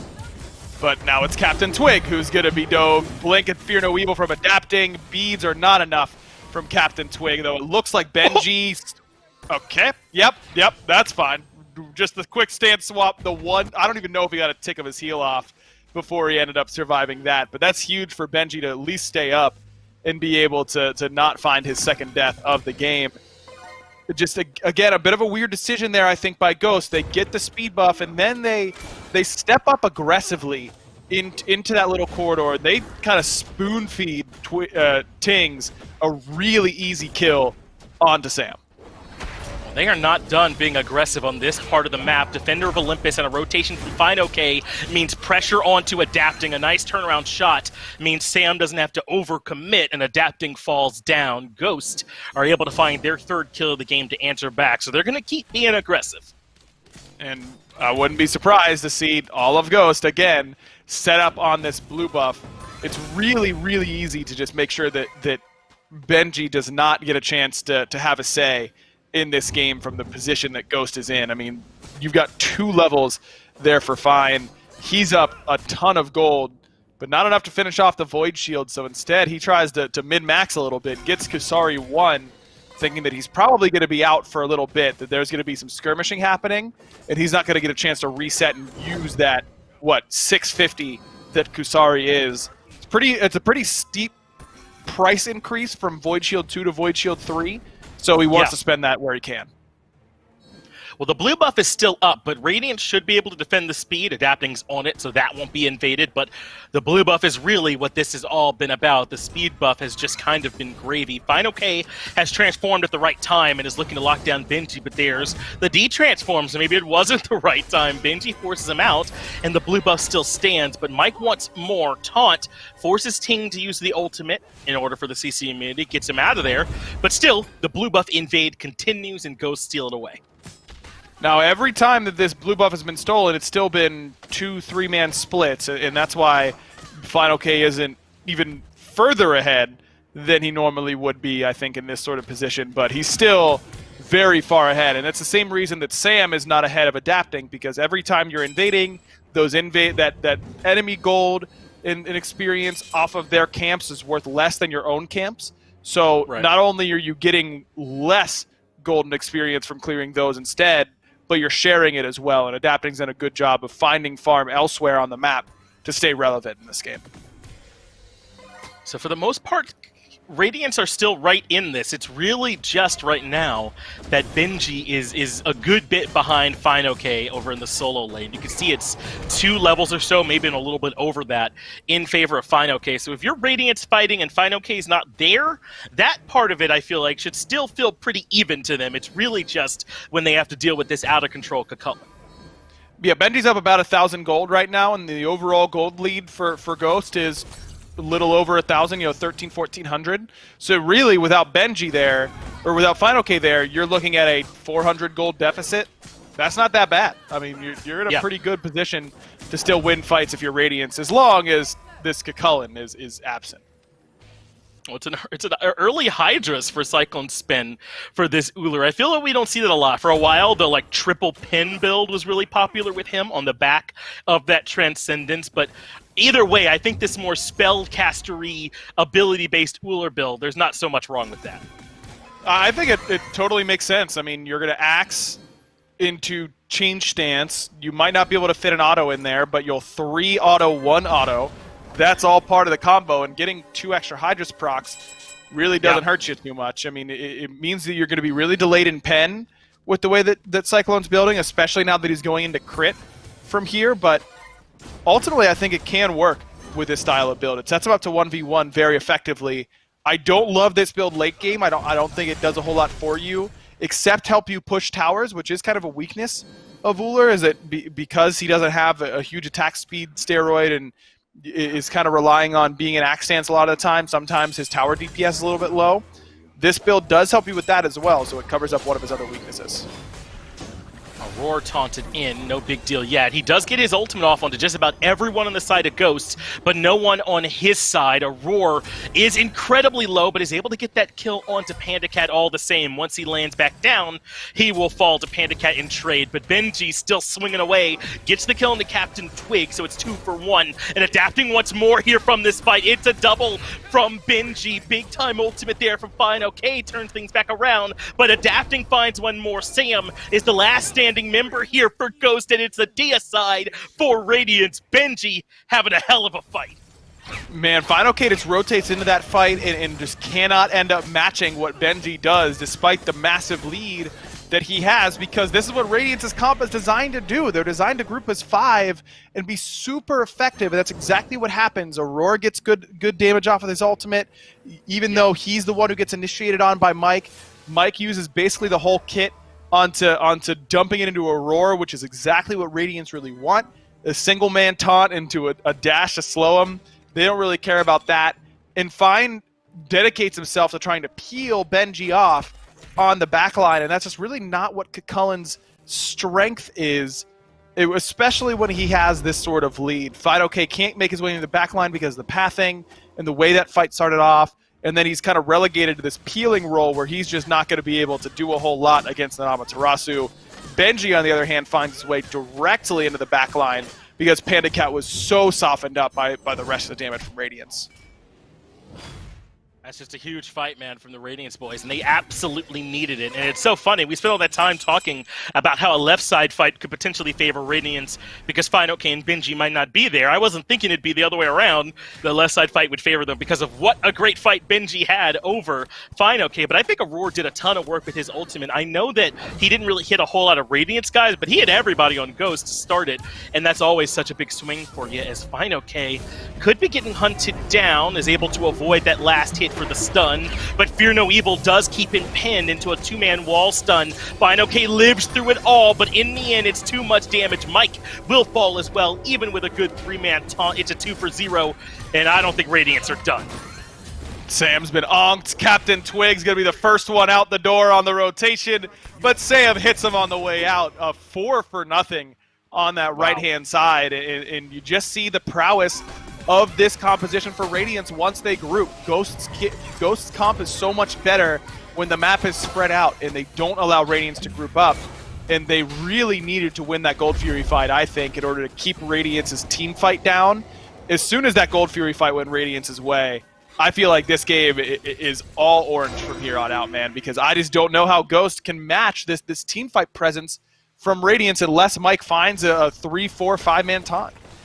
it's going to have to be perfect every fight from him, isn't it? I mean, that's another big part of why that Gold Fury fight went so well for Radiance, is that when the taunt is down, there's really not a ton of great CC. I mean, what was left of it was still used on Aurora anyway, even the Heimdall ultimate, so Radiance really did kind of have their freedom to move around in that Gold Fury fight, and just now on the right side, on a fight they start on their own terms. And if you put those fights together, they're 9-0. Across the last 2 engagements, plus Fire Giant across all of it. I mean, they have turned this one around spectacularly, kind of the same way Ghost did in Game 1. And this is exactly what Radiance has wanted to do from minute 1 with this style of composition. And a lot of credit has to go to Benji and Adapting for getting their buffs invaded really consistently early on in the game. Yeah. And then still finding a way to be very, very effective come team fight time. I mean, Adapting's at 5 levels on Sam. And you want to talk about a character that's not going to feel like they're doing a whole lot, it's the level 14 Vamana in the jungle where he's not tanky at all. It's effectively taken him out of this match, man, unless he's able to find some kind of way to farm back up. But even then, doesn't it feel like he's kind of lost his best time of the game? I mean, I know Vamana can certainly still be strong later, but even if Sam does miraculously catch up, everyone else is already there when he's just joining them, so it doesn't feel great for him at this point. And the lack of Divine Ruin is really surprising to me when Radiance is so about grouping up and being a team fight, and that Terra Ultimate's going to be huge. No Divine there from Twig. He goes Lifesteal build. I know Mike has upgraded Ankh already, but I feel like you really can't rely on that to be your only anti-heal in this game. No Brawlers from Sam, no Divine from Twig. I think that Terra healing has been really problematic in the 2 instances we've seen it used. Well, around this point in Game 1, I erroneously called the game over in favor of Ghost. I won't be saying the same thing here for Radiance, but they are in a pretty dominant position. They got that Tier 2 tower in mid, but PandaCat did good work to get the Tier 2 tower in the long lane while all that was happening. So Ghost do keep that gold a bit even, and really, Radiance haven't been able to leverage this Fire Giant into a whole lot at this point. Really, it's just that Tier 2 tower in mid, and Ghost are grouped up in right, like they want to try and force this down and essentially do a trade with Radiance since they know they can't fight. Yeah, this is pretty smart. I mean, if Ghost feels like they can't take these team fights, and I'd agree with that assessment, you're willing to trade out gold. And remember, with the Fire Giant here for Radiance, if you could go gold even, basically, with what Radiance is doing, then I would argue that you're basically going gold positive because there's so much that Radiance could be doing with this Fire Giant. But 2 Tier 2s, a Tier 1, a Primal Fury. I mean, that's certainly not a bad haul for a 17-minute FG. You can't really siege Phoenixes this early on. You just don't have the damage as Radiance to take those Phoenixes down effectively at this point in the game. But because Ghost is able to split the map, they get the Tier 2 in duo, they get the Tier 2 in right. That's a lot of gold that they got during this downtime as well. Still feel like Radiance is really heavily favored because of their composition and team fights, and now they've got a 5k lead instead of being even like they were on that last Gold Fury engagement, but now they're going to have the pressure of juggling a Fire Giant leash at the exact same time that Ghost is going to look to fight them. That's right, they might have done a bit of a small favor. I mean, this next fight, Ghost will sort of get to be the ones hanging around on the fringes. Radiance's Fire Giant is falling off right now as we speak, but they still want to try and grab the Tier 2 in right. And this is pretty good. I feel like this does enough to kind of turn things back around a little bit for them in their favor. Now, all the Phoenixes are exposed for Radiance going forward here in this game, and because it was so early in the game when they got this objective, this still feels like a pretty good use of their time, even though Ghosts were able to capitalize on this same time pretty well. Even now, they have Sam over there power farming, essentially pushing up that left side wave. So Ghost still in a very much competitive point here in this game where they can fight back in. Agreed. I do think that Ghost's in a pretty good spot, all things considered, but Radiance does basically everything they can off that Fire Giant. To clear all the towers off the map is a lot of gold that they just gained. And you look at the itemization lead for Adapting in the jungle, he just has an Erendite over what Sam has built. They have the exact same build, save their pen option, but Adapting has a whole extra item over top of it. But a lot of power spikes are done for Ghost off that power farming time. I mean, they've got the Soul Reaver there for Twig. Sam got his Heartseeker. Wind Demon for PandaCat. It's not like they're sitting on uncompleted items that mean they can't fight at all. I do think that it's capable or possible that Ghosts are able to make plays with where they are in their builds. It's just they're not going to be able to do it the way they were earlier, where they could out-rotate with Defender of Olympus and suddenly have a favorable fight. They're going to have to come across it a bit more honestly here, I think, for Ghost Gaming these next few skirmishes. We already talked about how important Polar Bear Mike's taunt is going to be, but if you're Sam at this point in the game on this Vamana, I mean, what does a good team fight for Sam even really look like at this point? I mean, a lot of his relevance, I feel like, might be a bit past, but what do you even really want him to be doing? You want him to blink in and just use that mobility. You want someone who feels like they're out of the fight, you know, Uller or Discordia, someone that got away from a taunt to think they're out, and Sam to close that gap and be that really annoying sort of backline diver. Now he's got Atalantas. I mean, Ghost really isn't that far behind in itemization right now. So should still be some relevance there for them. Mike takes some free damage at the start of the fight, but so does Aurora. Fear no evil, though. Really good from adapting at the back of the fight. Panda Cat's low, and adapting will claim him. Fine OK has been stunned out, gets the transformation off in time, and is able to disengage. And meanwhile, adapting ends up falling after chasing too far on his own. Fine OK has kept 3 members busy in the back by himself, but he will eventually pay the piper. Benji gets the kill credit, and it's 2 for 1 for Radiance. Twig only half HP, has to be concerned about this step up. I mean, a taunt onto Benji, but Twig kind of left in the lurch. No way for him to get away with these slows, but a Cyclone just can't find a home with those abilities quite yet. He had a lot of chances there, didn't he, and couldn't get the kill. Mike finds a sick 2-man taunt, and that's enough to keep Twig alive, and I'm with you. A lot of that's at the feet of Cyclone Spin, who had a pretty good chance to finish off that kill. Certainly not the end of the world there for Radiance. They're still favored here with the 4v3, but with low health bars for Aurora, I wonder how comfortable they feel like starting up the fire. It looks like they're thinking of Pyromancer instead. I think Pyro's a pretty safe call. I mean, you know that Ghost is going to be here in force pretty soon. This lets you get your reset off and get back to this fight really, really quickly in case Ghosts are going to try and burn an FG without you there. I think I like the Pyro call there from Radiance, but that time they just got too split up. They really got really split and kind of left adapting to take his 1v1 up against Panda Cat, but it wasn't a true 1v1 because so many members there from Ghost were ready to punish once that somersault was on cooldown.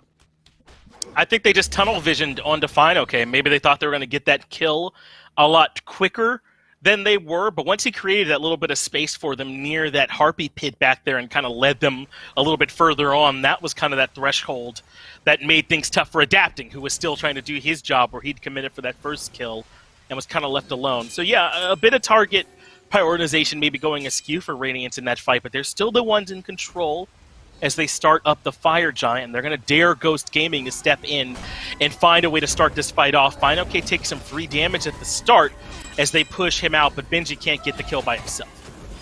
Twig going to rotate over, puts a small smidgen of damage out onto Benji. This build for Twig, just when you fall behind, I feel like with this lifesteal build, you just feel like you're not doing a whole lot of anything. And Twig's damage has not been relevant. With Athena comps, you want to kill frontline. That's what she does best. As they're the ones always there for a taunt, but another big ultimate from Adapting, and the set up from Benji puts that one to bed. Ting's damage, you can sprinkle that in as well, because it was not bad. Now Fine OK, stuck in a bad spot, gets strifed, and they're able to find the kill. Sam comes in to help, but it's way too little too late, and suddenly it's Panda Cat left by himself, and that Bifrost didn't take him far enough. It's a triple kill for Adapting, and that should be it, aggro. On our way to game 3. Yeah, it looks like it. I just think that the way that this game developed, I think that Ghost had to know, no matter how good their early game lead was, they're on a clock with this type of composition. And I just don't really love the itemization choices. The lack of anti-heal really it stands out to me. I think that when you have this Athena, you really just want to be able to kill frontliners effectively. And I just don't think that Sam nor Twig really built to do so. And Sam's job really isn't to kill the frontliner. But anytime you have an Athena, it just becomes so easy when you can just taunt Aurora in. If they start off every fight with taunting Aurora in, Aurora gets his ultimate off, and then we insta-kill him anyways, that game gets a lot easier there for Ghost. And I just think that they didn't really plan for these team fights as well as they could have. And I think you said it in the moment, Aggro. That Gold Fury fight in particular was a big turning point. I think that Ghosts are really going to need that momentum if they wanted to seal this game away, and unfortunately, they lost it there. That means we are going to have that Game 3 decider match, so I'll get it back over to Dulce to break it down a bit more.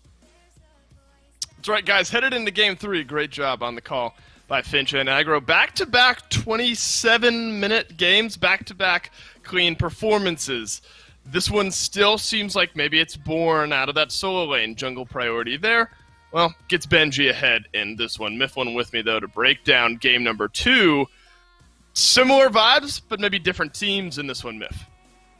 They just traded spots. If last game was Sanford Soccer and Final K, this game is 100% on adapting and Benji. Benji falls behind in the early, though. Gets first flooded over in that lane, loses the blue buff, loses the speed buff, falls 2 levels down around the 10-minute mark, and then 14 minutes in, he says, you know what? No one puts me behind. No one removes me from 2 games in a row. He rotates into Gold Fury, has a way better fight than he really has any right doing, considering he was down 2 levels, completely blows out the competition, wins the Gold Fury fight for his team, gets the objective as well. All of Radiance back up. They say, okay, let's go to Pyromancer next. And then they take a 4-for-0 engagement on the solo side of the map and get one of the earliest Fire Giants in the league. I mean, Radiance just...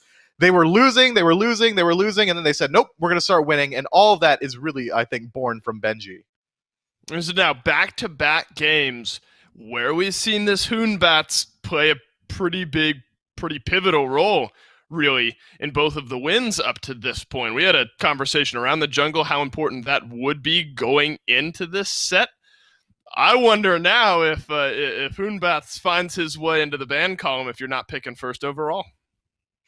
I mean, I certainly would. There's 2 games in a row where he is able to just completely leave his imprint known on the match completely. Go ahead, forego the Hercules ban. That's fine. Let one of the teams get it. This Hunbots has been so detrimental for every single team. The Fear No Evils from both teams today have been so on point that it's too big of a difference maker. If you're not first pick and you're not banning Hunbots now, I'd be completely surprised. And again, similar vein to Hunbot, it's been the solo lane priority that we were breaking down in game 1 after a Ghost win. Now we're breaking that down here in game 2 after a Radiance win. Admittedly, we've of course seen ganks rotate over to solo. They've worked out, but this is probably the most potency we've seen on jungle visiting over into that solo lane. Now you almost wonder if that has to weigh on the mind of the solo laners. Pick something a little bit safer. But as I say that, you think back to it was Benji in game 1 on the Jormungandr, one of the safer solo lane gods who is getting ganked over and over and over again. At some point, you wonder if you're just going to have to accept it. Yeah, they're going to come and fight over here. I might as well pick something that can fight into them. So I like the shift. We see Ama get picked up. We see Kakulin get picked up. These guys are looking to brawl it out. They say, if you're going to come to my lane and you want to fight here, I'm not going to make it easy for you. Jormungandr is incredibly safe, but his fight potential is so low. I like the shift in focus towards these warriors, allow them to get involved early on. And a lot of the difference makers, a lot of the leads that have been established in the solo lane haven't been happening in the lane. It's about the rotations in a mid. It's about looking for these team fights around these neutral objectives. That's where these solo laners are really starting to differentiate themselves. Both of these teams come into this set on a loss, both looking to get something going. Picks and bans for game number 3. Let's see where we start to pivot some of these differing mindsets. What we've seen so far is jungle presence in the solo lane, and then the solo laners just kind of snowballing out of control. Of course, reminder, a question we levied is, where does Hunbats fall in this pick ban phase? He's been pivotal in both of the wins. Some threads to follow here as picks and bans kick off. Camazotz taken away first overall, though, here from Ghost, regardless maybe of how some of the gods in the game have performed. The potential of a Camazotz always too high. Let's take him away. Yamoja as well, we've already seen once. Maybe not exactly what you're looking for, but strong enough to take it off the board here as well. Both bans make sense. They're both incredibly potent characters. They control their lanes incredibly well. Even just watching the SOC or the SCC recently, we've seen that Camazotz, when we watch the SPL, we really expect him to go into that solo lane. But at that lower level of play, we're really starting to see that Camazotz is also a dominant jungler. So removing that flex pick in the early ban phase, yeah, go ahead and do it. Removing Ullr if you're Radiance, go ahead, do it. You don't want to lose out against that lane just by default. Ullr's one god that's just going to, no matter what, get pressure. I like the bans so far. It seems like both teams have really started to adapt to what the enemies are bringing. Amaterasu now taken away from Benji by Ghost, so a smart ban there. Hunbats, the big topic of conversation, one final time to ban him away. But there is obviously a lot of power still available. It's been Ghost kind of leaning into that solo lane presence with their first pick overall, but that's when they were on second pick. This is the first time we'll see Ghost in that first pick category. Radiance realizing that, well, they're going to take the King Arthur away. So now Ama, King Arthur off the board. A little solo lane priority is gone. Between a Terra and a Yemoja, a little support priority as well. So there's still a lot, Mifflin, that's still on the table. Yeah, I almost always either go towards Heimdall or Hunbots here because you know that Merlin and Ryzen are both available. Each team's going to get at least one of them. So take a priority pick because you know in this next pick phase you're going to get at least one of the two best mages in the game. Picking up the Heimdall for yourself, fine. You got that free damage potential. He's hard to gank. The 1v1 potential's there. He's incredibly safe. He's nearly as safe, I would say, as Hachiman, just because that teleport is so strong, being able to choose wherever you want to go, as well as having CC immunity in your ultimate. And this way, you still get one of the two best mages, Ryzen or Merlin, whatever Radiance doesn't want. Hercules to start off. Remember, Hercules has been banned out throughout this set entirely, so we'll get a look at Aurora on the Hercules. It's kind of a prove-it game. We know he's good, but he's been banned out, granted by Radiance up to this point. Show us why. Now to follow that up. Hunbat's taken with the second pick here for Radiance. We figured he'd be important. He certainly is, adapting a great game on Hunbats in game number 1. Now Poseidon, bit of a different look here. We have seen CaptainTwig on Poseidon once or twice, and when he's piloted it, it's looked pretty good. It's still a strange decision to me. I mean, Afro's up, Hell's up, Merlin's up, right. Ryzen, yeah, they're all up. You could pick any of those gods. You could even play the Morrigan. She's not comp banned anymore. Why would you go to Poseidon here? The only thing that I could really think of is he's worried about this Hercules. He wants to get pulled in. Maybe he drops the Whirlpool at his feet. You don't have to worry about the driving strike. Hunboss is going to have a much harder time getting in. But there's so many better mages just in general, broad all-rounders, that I think would bring a lot more value and a lot more safety than Poseidon would. So maybe Ghost is going to have a very high CC comp to set up for this Poseidon, but right now, Cucullin's got just about none on his side. We're looking at the jungler and the support still, but Poseidon is so risky, especially considering how many high-value picks are. And then Radiant's not going for either one of those top pick mages either. It's so confusing to me. Instead of electing to pick up this Huyi, maybe they're worried about some hunter bans out there, or they just know that there are so many good mages available that they don't really have to worry about the bans. Right, obviously, Ghost aren't going to pick away one of those high-priority mages, but certainly still can ban them out. Discordia takes a seat in the ban column. Another round of bans used, second by Radiance here, to target Sam for Soccer with the Awilix and the Pele off the board. Aphrodite and Discordia both identified on the second round of bans here for Ghost. So two separate mindsets, one more jungle-centric by Radiance, one more mid-lane-centric here for Ghost. So now you look at Sam, what direction do you go? Still lacking maybe a little setup if you're thinking about Ghost. Osiris, though, absolutely a god we've seen Benji play, and one that if starting to get a little bit of lead in that solo lane can snowball a game.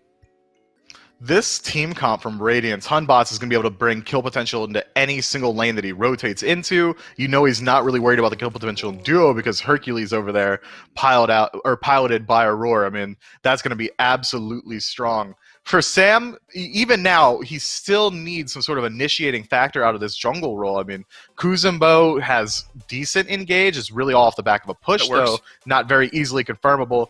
Thor getting hovered, that'll do it. You don't often want your Thor to be the first one into an engagement. It's way easier to line up those ults when the enemies are distracted. Thanatos, a little bit less so, but still has that engage factor inside of Hovering Death. Even then, I'm still worried about how Ghosts are going to handle these 5-on-5 engagements. Who's going to be the first one in? It's going to be Kuzumbo. Is going to have a very hard time displacing Radiance's roster. That's the old 10th pick Merlin to round things out here for Radiance. What's the game plan? What kind of vibe do you get here if you're a Ghost? What types of plays you may be looking for? Early aggression in every single lane. I'm expecting this Poseidon to be rotating often, and I'm expecting him to be doing it quickly with that tide pool meter.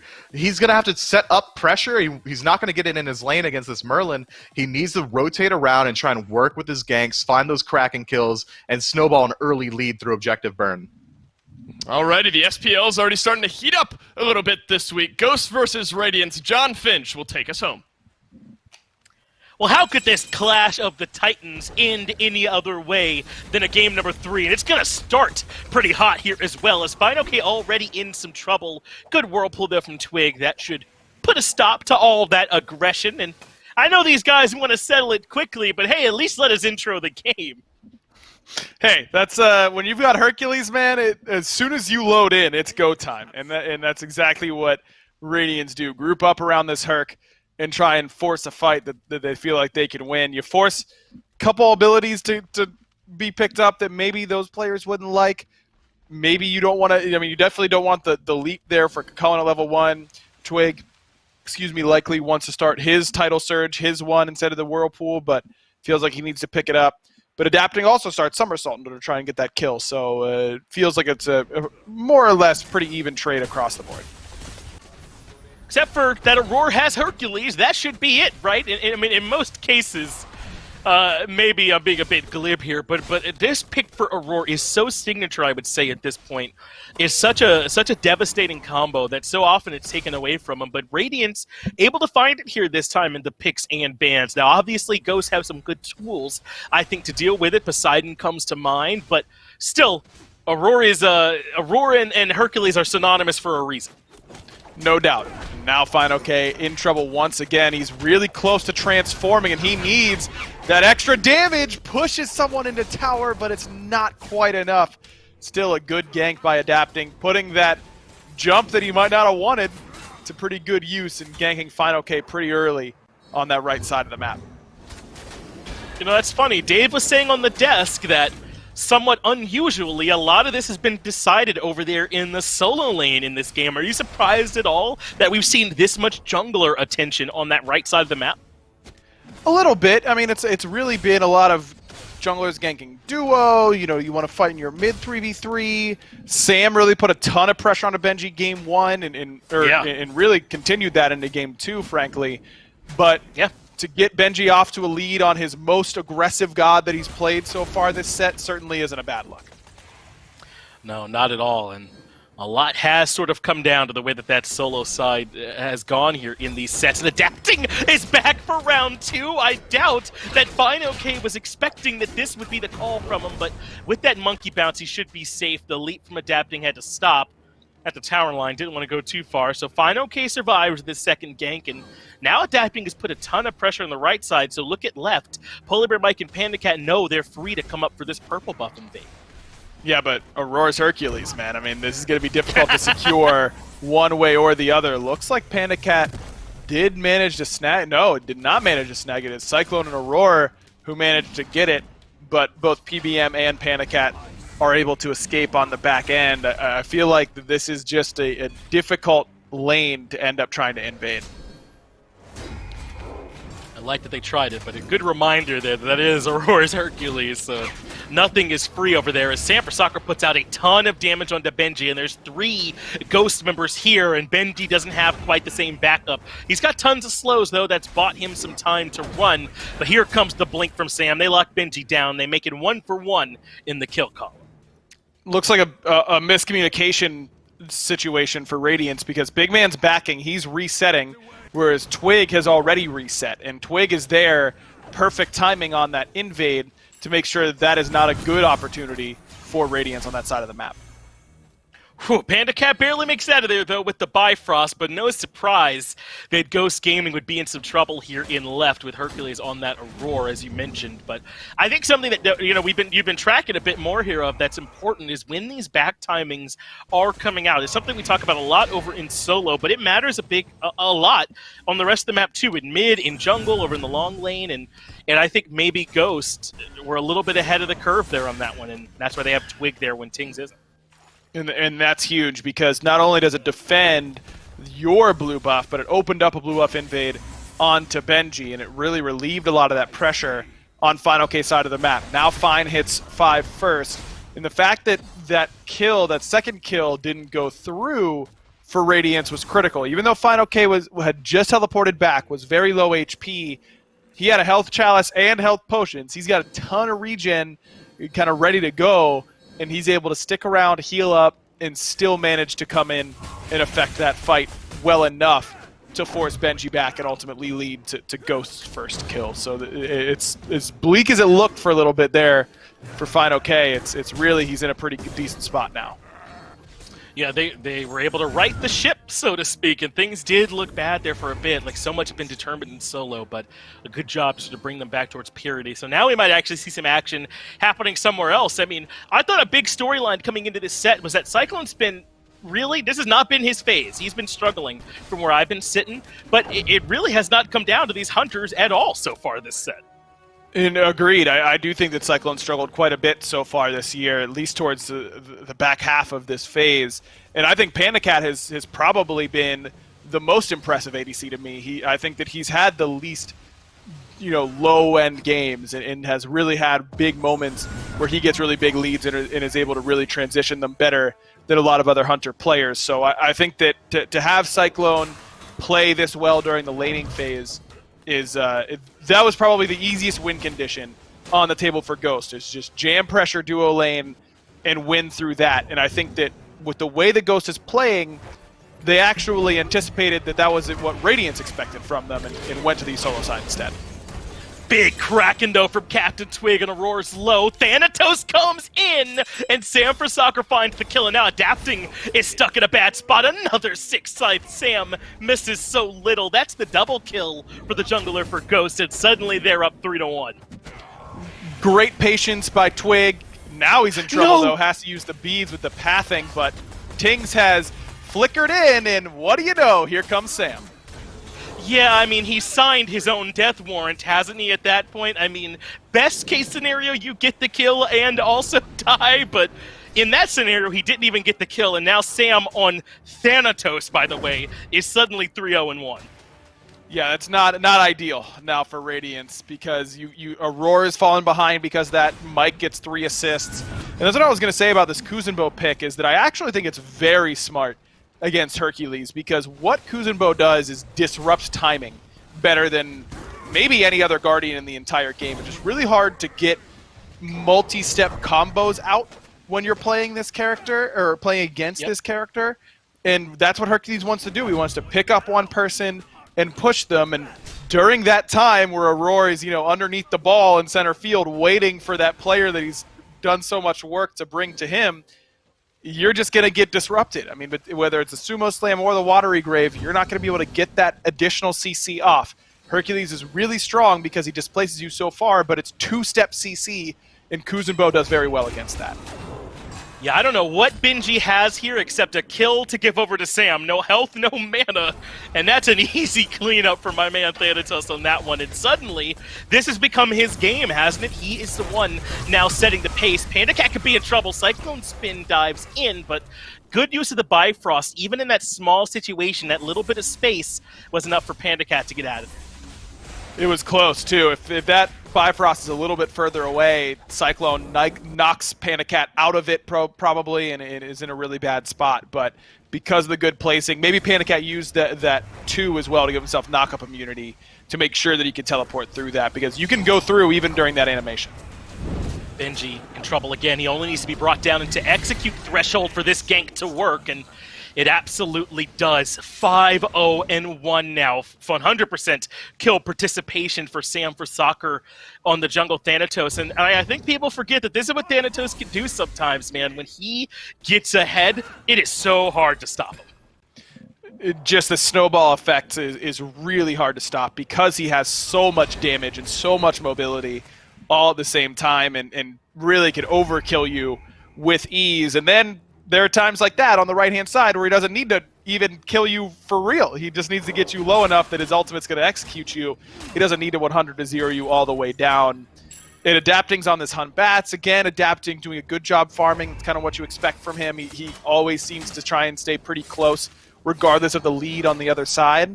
But the level of effectiveness is just not going to be there unless we get into these full 5-on-5s. If Adapting can find Sam with the Blink Fear No Evil before Sam can blink out or use that hovering death, then I think there is a chance that Radiance can remove the problem right away. But now it's not just a problem that Sam. Look at the level disparity for Final K. My man's up 4 levels in solo lane right now. That is insane.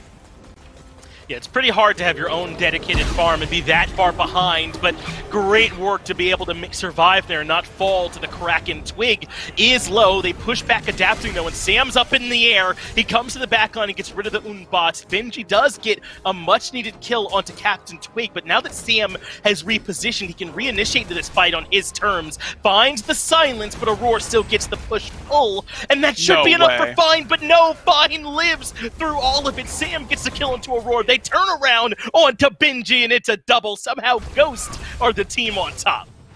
That is just brutal. That's where you go, not our day, fellas. I mean, we're in a good position. Kraken hits absolutely nothing because of Aurora's quick fingers on the driving strike. You isolate Twig pretty easily. Final K's one hit from death. And somehow doesn't get hit by that Merlin one that was sitting out there. Doesn't do enough damage if it did hit him. And then he's able to get the transform off and immediately turn a bad fight to even worse. At least Benji gets the kill onto Twig, and that was worth a lot of golden experience to him. I mean, that jumped him up a full level by killing the level 11 mid laner. So Benji gets something, but Adapting sure doesn't. I don't think he feels really good about how that fight went. And you just find a way to spoon feed Sam even more kills now. 8-0 for him. He's up 1,100 gold by himself over Adapting right now. Yeah, all the alarms should be going off right now if you're Radiance. This is no good. This is no bueno. It's a bad situation for him when the Thanatos is in this spot. And it's crazy. I think Aurora waited out the silence from Sam for Soccer on the back of the pole when they were on the Fire Giant pit to make sure they got that kill in the final, okay, and they still don't, man. That just goes to show the level that I think Radiance are executing at, and that Ghost are even above that. It's not as if Radiance came in here playing poorly today. I just think Ghosts are on something else, man. Sam's just red hot on this Thanatos. Fine's had an incredible set. Even though Benji was able to turn it around and do some good things game 2, you still feel like Fine has just been in control. And at this point, he's just food over here for Sam for Soccer to come whenever he feels like he needs something else to eat. Now, this is what Radiance must do. Try and start the Gold Fury when there was presence shown on the right side of the map. Mike is here, as is PandaCat, but they don't have the best steal potential, so Mike goes in first. Feel No Evil does keep PandaCat out, and they get the kill, but in comes the Kraken. It's a little too early for the Fury, but they get the kill onto Aurora to at least make it 2 for 1, and maybe it's Sam's turn. He dunks down, finds the stun. Good beads, get Psycho and Spin out of there, though, and he won't fall prey. That's a really good play for Radiance, though, Finch. Not only do they trade 1 for 1, support for Hunter, but Radiance is the one who gets that Gold Fury. So they get something on their side of the map, and just really smart. As soon as you see Sam on the right-hand side, that's where a lot of the lead is for Ghost. And Panda didn't have beads and never got that ultimate off that would have given him CC immunity, would have absolutely decimated Adapting if Panda could have timed it, but he got caught a little bit off guard and really set up a pretty decent fight there for Radiance. They needed that desperately. This Pyromancer will go down for Ghost, and I think that's a good point that you make. Sam has to really make sure that killing Benji is worth it in those situations because Benji's so far behind, and they are leaving that Fury open when Sam shows that presence on the right-hand side. So all of that has to be part of the calculation, and Radiance, this is what the good teams do, man. Even when they're down this far, and it is far this early on in the game, they figure out what little bit they can get back to keep the game close to try and claw their way back in, and I think Radiance just showed us that. Still a 4K deficit, though. I mean, it's not like they've evened up the game by any stretch. Experience also problematic at this point. So you're looking at an uphill climb from here for Radiance for sure. Check out the build for Twig. Gone for the Toxic Blade third item. This has been kind of all over the place as of late. It's been taken over ranked, and now it's here in the mid lane for Twig. It is better here because you have healing in the form of Aurora, so at least that passive isn't completely worthless and you're just buying it as a stat stick. I still feel like, even with the flat pen there, buying a 0 power item third really hurts a lot of the time. But Twig is used to this because he normally goes that Relic Dagger on Ola run third item, so he's kind of used to this power spike. Wow, Aurora was there, I think. It was between Power and Spike, the last two words you said, that Aurora was taken out of this game. They're looking for more aggression, even still are Ghost, as CaptainTwig's build clearly does enough damage at this point. Can't lock down anyone else, but Ghost are scary right now. I mean, you get to so much farm this way. It does let you extend your lead and lets you get to every single fight. You zoom with the movement speed from the Poseidon kit and the Doom Orb and the Toxic. He didn't even try to run away. He used the beat and turned around, walking in to the Fear No Evil. Clearly CaptainTwig comfortable at this point, but that was also his best way out. Good awareness for him to head back towards the tower. Sam, between the Tier 2 and the Phoenix, still looking for more. The silence sets up for the auto. Aurora is well read by Sam. Good bead, so he does not get pushed by the driving strike, and Tings, with no mana, is left alone in mid. Polar Bear Mike cleans up that kill as Ghosts can go wherever on the map they feel like. I feel like that's the perfect scenario for that Kuzenbo skin in particular. Like, when I picture what that guy wants to do, it's dive a mid laner underneath his tower and kill him anyways, because that's what the boss needs. Sorry kid, it's nothing personal. That's exactly what PBM did right there. Big man, no way out against Kuzenbo, as is often the case as any damage dealer against that god, and Ghost really just walking wherever they want. Yeah, normally at least dealing damage to them is an option, but against Kuzenbo it isn't. As Benji's got decent damage, Sam is low, but is still able to juke around and buy himself some time. Gets the ultimate off, and not only is he out, but he could potentially find a return kill, but Aurora is absolutely nuts. Sam a bit off the mark there, and the pull absolutely lands. It's a double kill for Aurora on the Hercules as he tries to pull Radiance back from the brink. Adapting is low, but gets the overhand smash off. They want FinoK, who's low HP, and of course, it's Aurora that pulls him back in. Not enough for the kill, though, as Mike does shut down Adapting, and FinoK continues to skirmish, but Cyclone Spin finally hits, and FinoK goes down.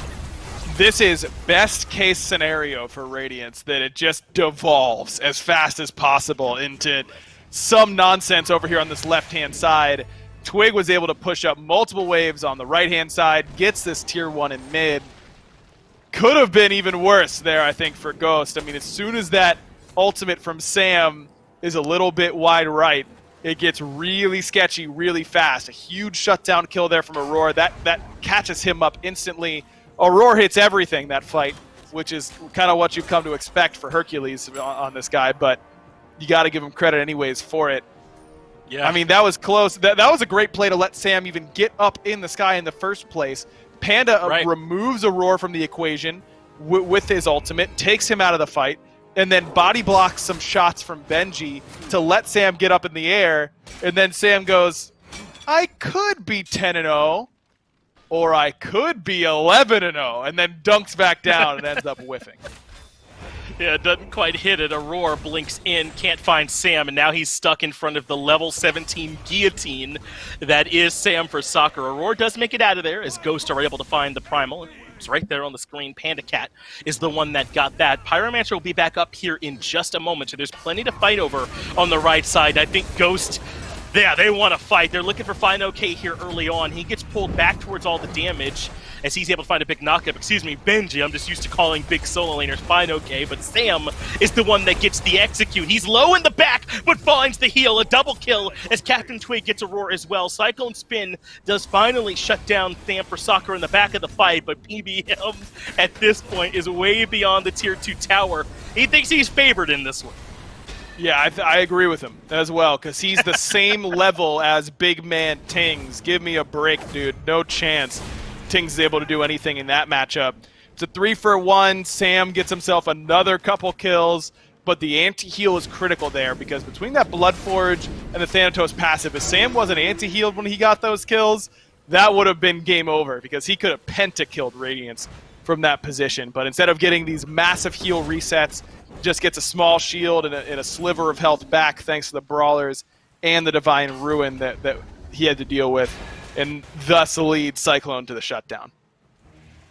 But this is a fast squad for Ghost, isn't it? I mean, the Thanatos, all that extra movement speed that he'll be getting off the Scent of Death on any low HP targets. CaptainTwig, obviously, zooming around the map too, and the Relic Dagger plus Traveler Shoes for Mike. They've been using that mobility to catch Radiance out. What normally looks like they're starting a small fight is suddenly something that they've overcommitted to.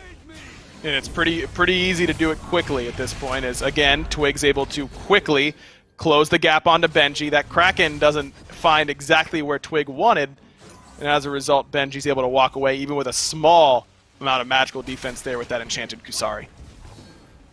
But this feels a bit like Twig Unleashed, doesn't it? They found a way to get him a bit more reserved here these last few weeks, but now that he's on this Poseidon mid with a lead, he's just running around the map feeling it. Aurora steps in to contest the Fire Giant. It's very low, down to a quarter. Benji comes in as well. Fire Giant still leashed and waiting there, and Ghost finally decide they want it. Adapting drops the Fear No Evil, but it's not enough. Beads were there, and the turnaround damage should get that kill. They do end up losing Polar Bear Mike on the back of it, but they're happy to make that trade as in comes the dunk, and Benji has nowhere to go.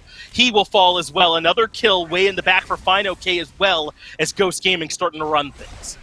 And PBM and FineOK just zone away everybody else from Radiance and make that pretty easy for Ghost to take their sweet time killing the level 15 Osiris.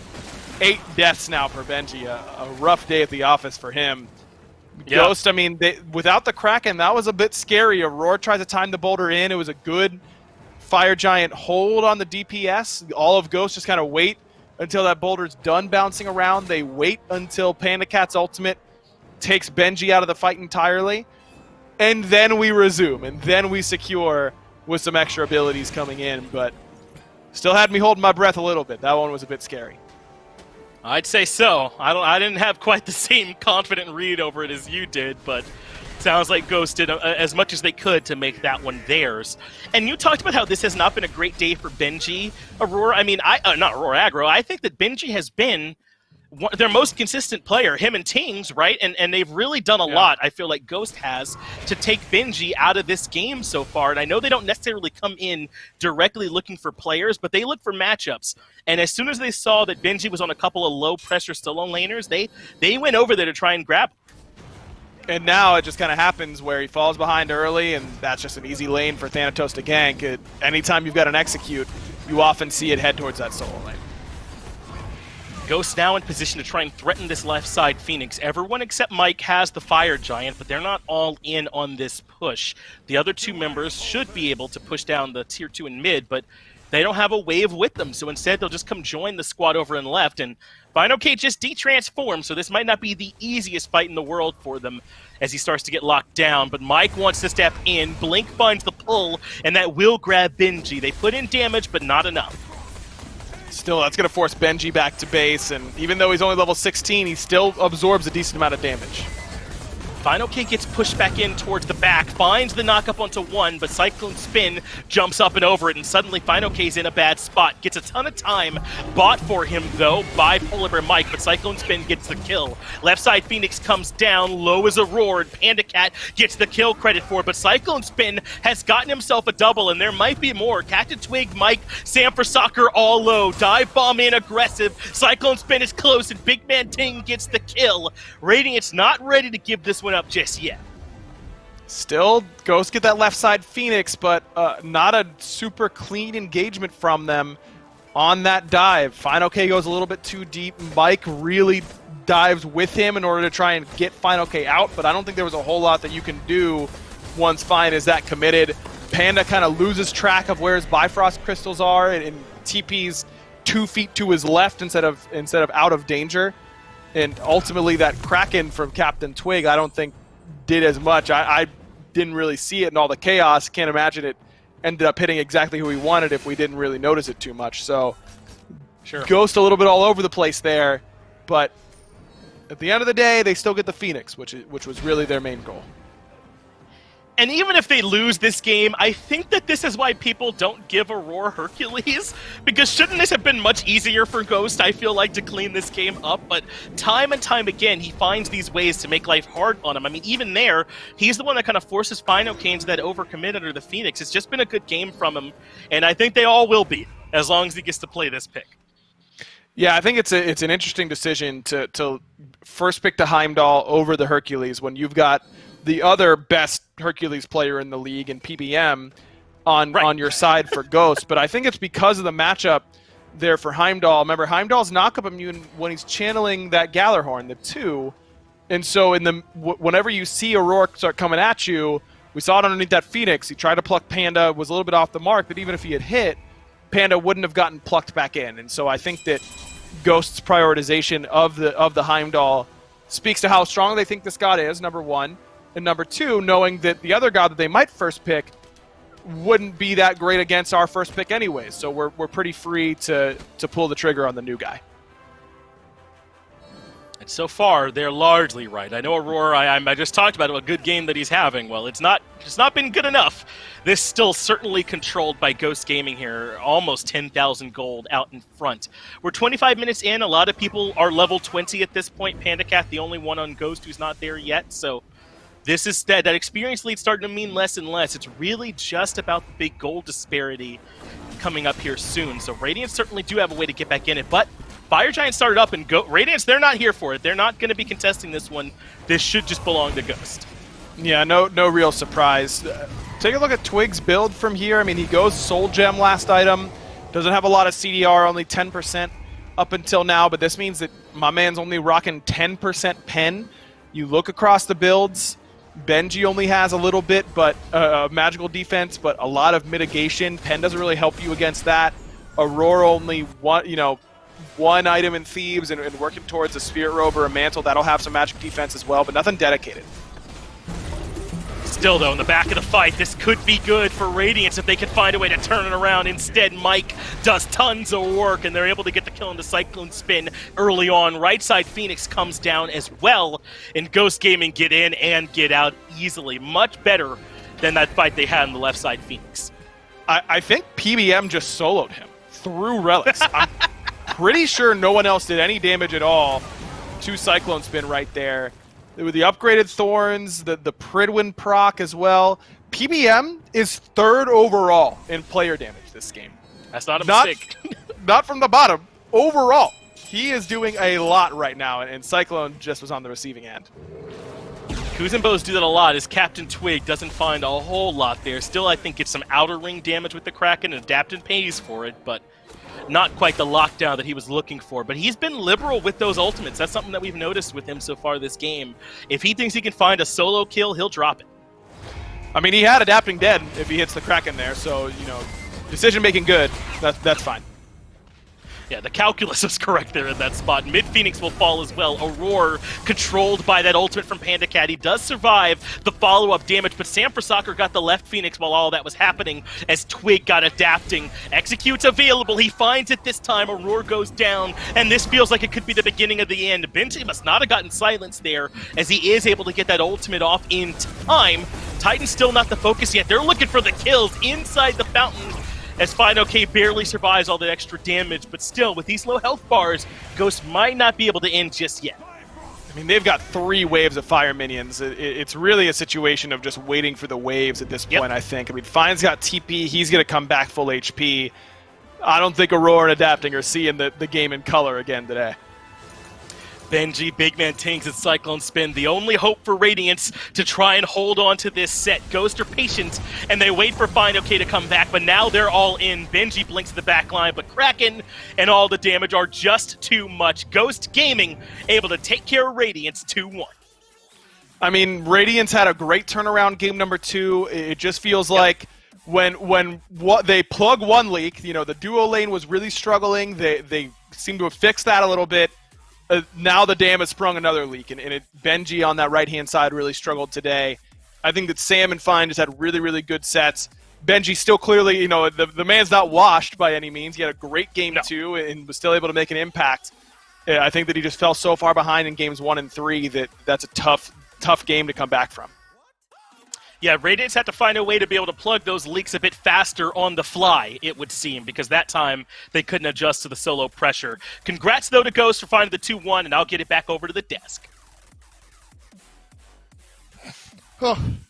Oh God, guys, sorry, I was having a bit of a nightmare there. I mean, I guess the good thing about nightmares is that they stay in your dreams. I was dreaming that I wasn't sitting in a Maxonomic chair, but God, why does my back hurt so bad? Oh God, no! Oh, it's real. I need to get to needforseat.com right now.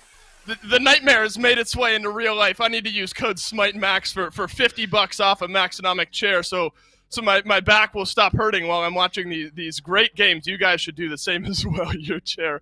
You're like, I had a week to think of that, and that's the best I got? You got to be kidding me. Mifflin, talk about the nightmare of a Game 2, though, or a Game 3, rather, that Radiance had there.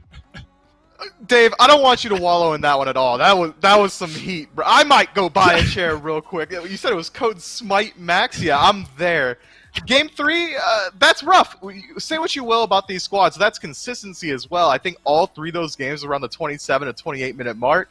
Radiance just looked pretty good in the early game. They find a first blood off an early solo gank. They're able to put their boys ahead again. Benji just gets a slight lead. And then from there, Sam for Soccer just takes turns stealing literally all of Radiance's lunch money. At the 7-minute mark, he starts an engagement, gets a double kill on one side of the map, and then starts his world tour just sampling the pockets of all the poor kids on Radiance, taking out their money and leaving them behind with one more death on their slash lines. I mean, say what you will about this game, it's all Sam diff.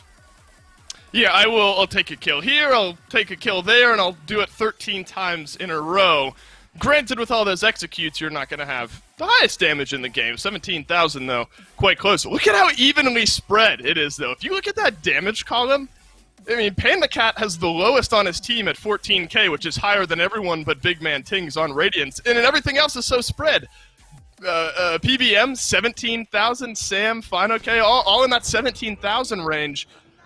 But I agree. I think you have to look at the kills that were happening, the early presence. Look at this.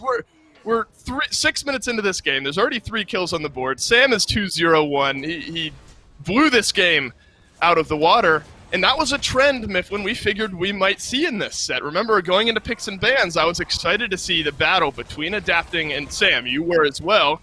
And we had a battle between the two of them all throughout this game. It was just a bit too heavy of a snowball, a bit too nightmarish, I think, for Radiance when the Thanatos gets off to a start like that.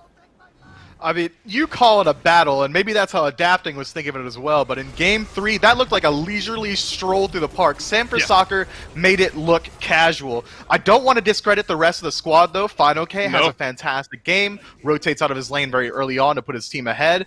PBM is a huge standout to me. Multiple times this game, he solos out BMT, he solos out Cyclone Spin, he's able to just walk in and force the fight to be a 4-on-4 engagement or a 3-on-4 or whatever he wants as he just dives back and blows enemies up. That's not easy to do as a support. It's not something you'd expect to see. Just well played from the Ghost Boys. I mean, Radiance, you guys are looking a lot better. Aggro pointed out they really did plug the hole that was their duo lane, but now Benji kind of getting accosted and constantly ran down through the entirety of the set. Radiance are going to have to figure out some sort of way to adapt on the fly, really start to shift their focus and help out their boys. The second Benji started getting ran down, no one was really there to help him.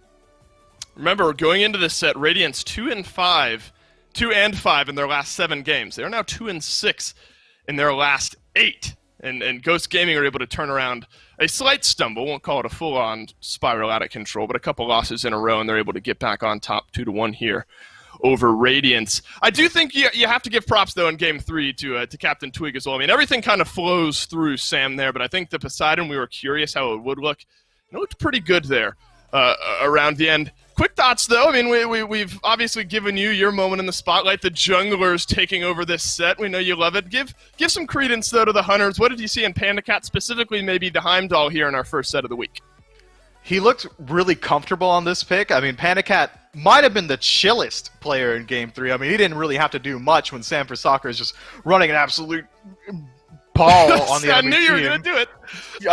But, let's tie it back. Yeah, Panda Cat has a good time. He's able to find damage in the late game. He's able to self-peel with his Heimdall pick. He played it a lot more safely than I think a lot of people would have expected from Heimdall. Usually you think of unbridled aggression, but Panda Cat chose his battles incredibly well, and he chose the battles in Sam for Soccer was around Junglers Forever. Let's go. Yeah, no, I mean, total memes aside, I mean, you have to give some credit.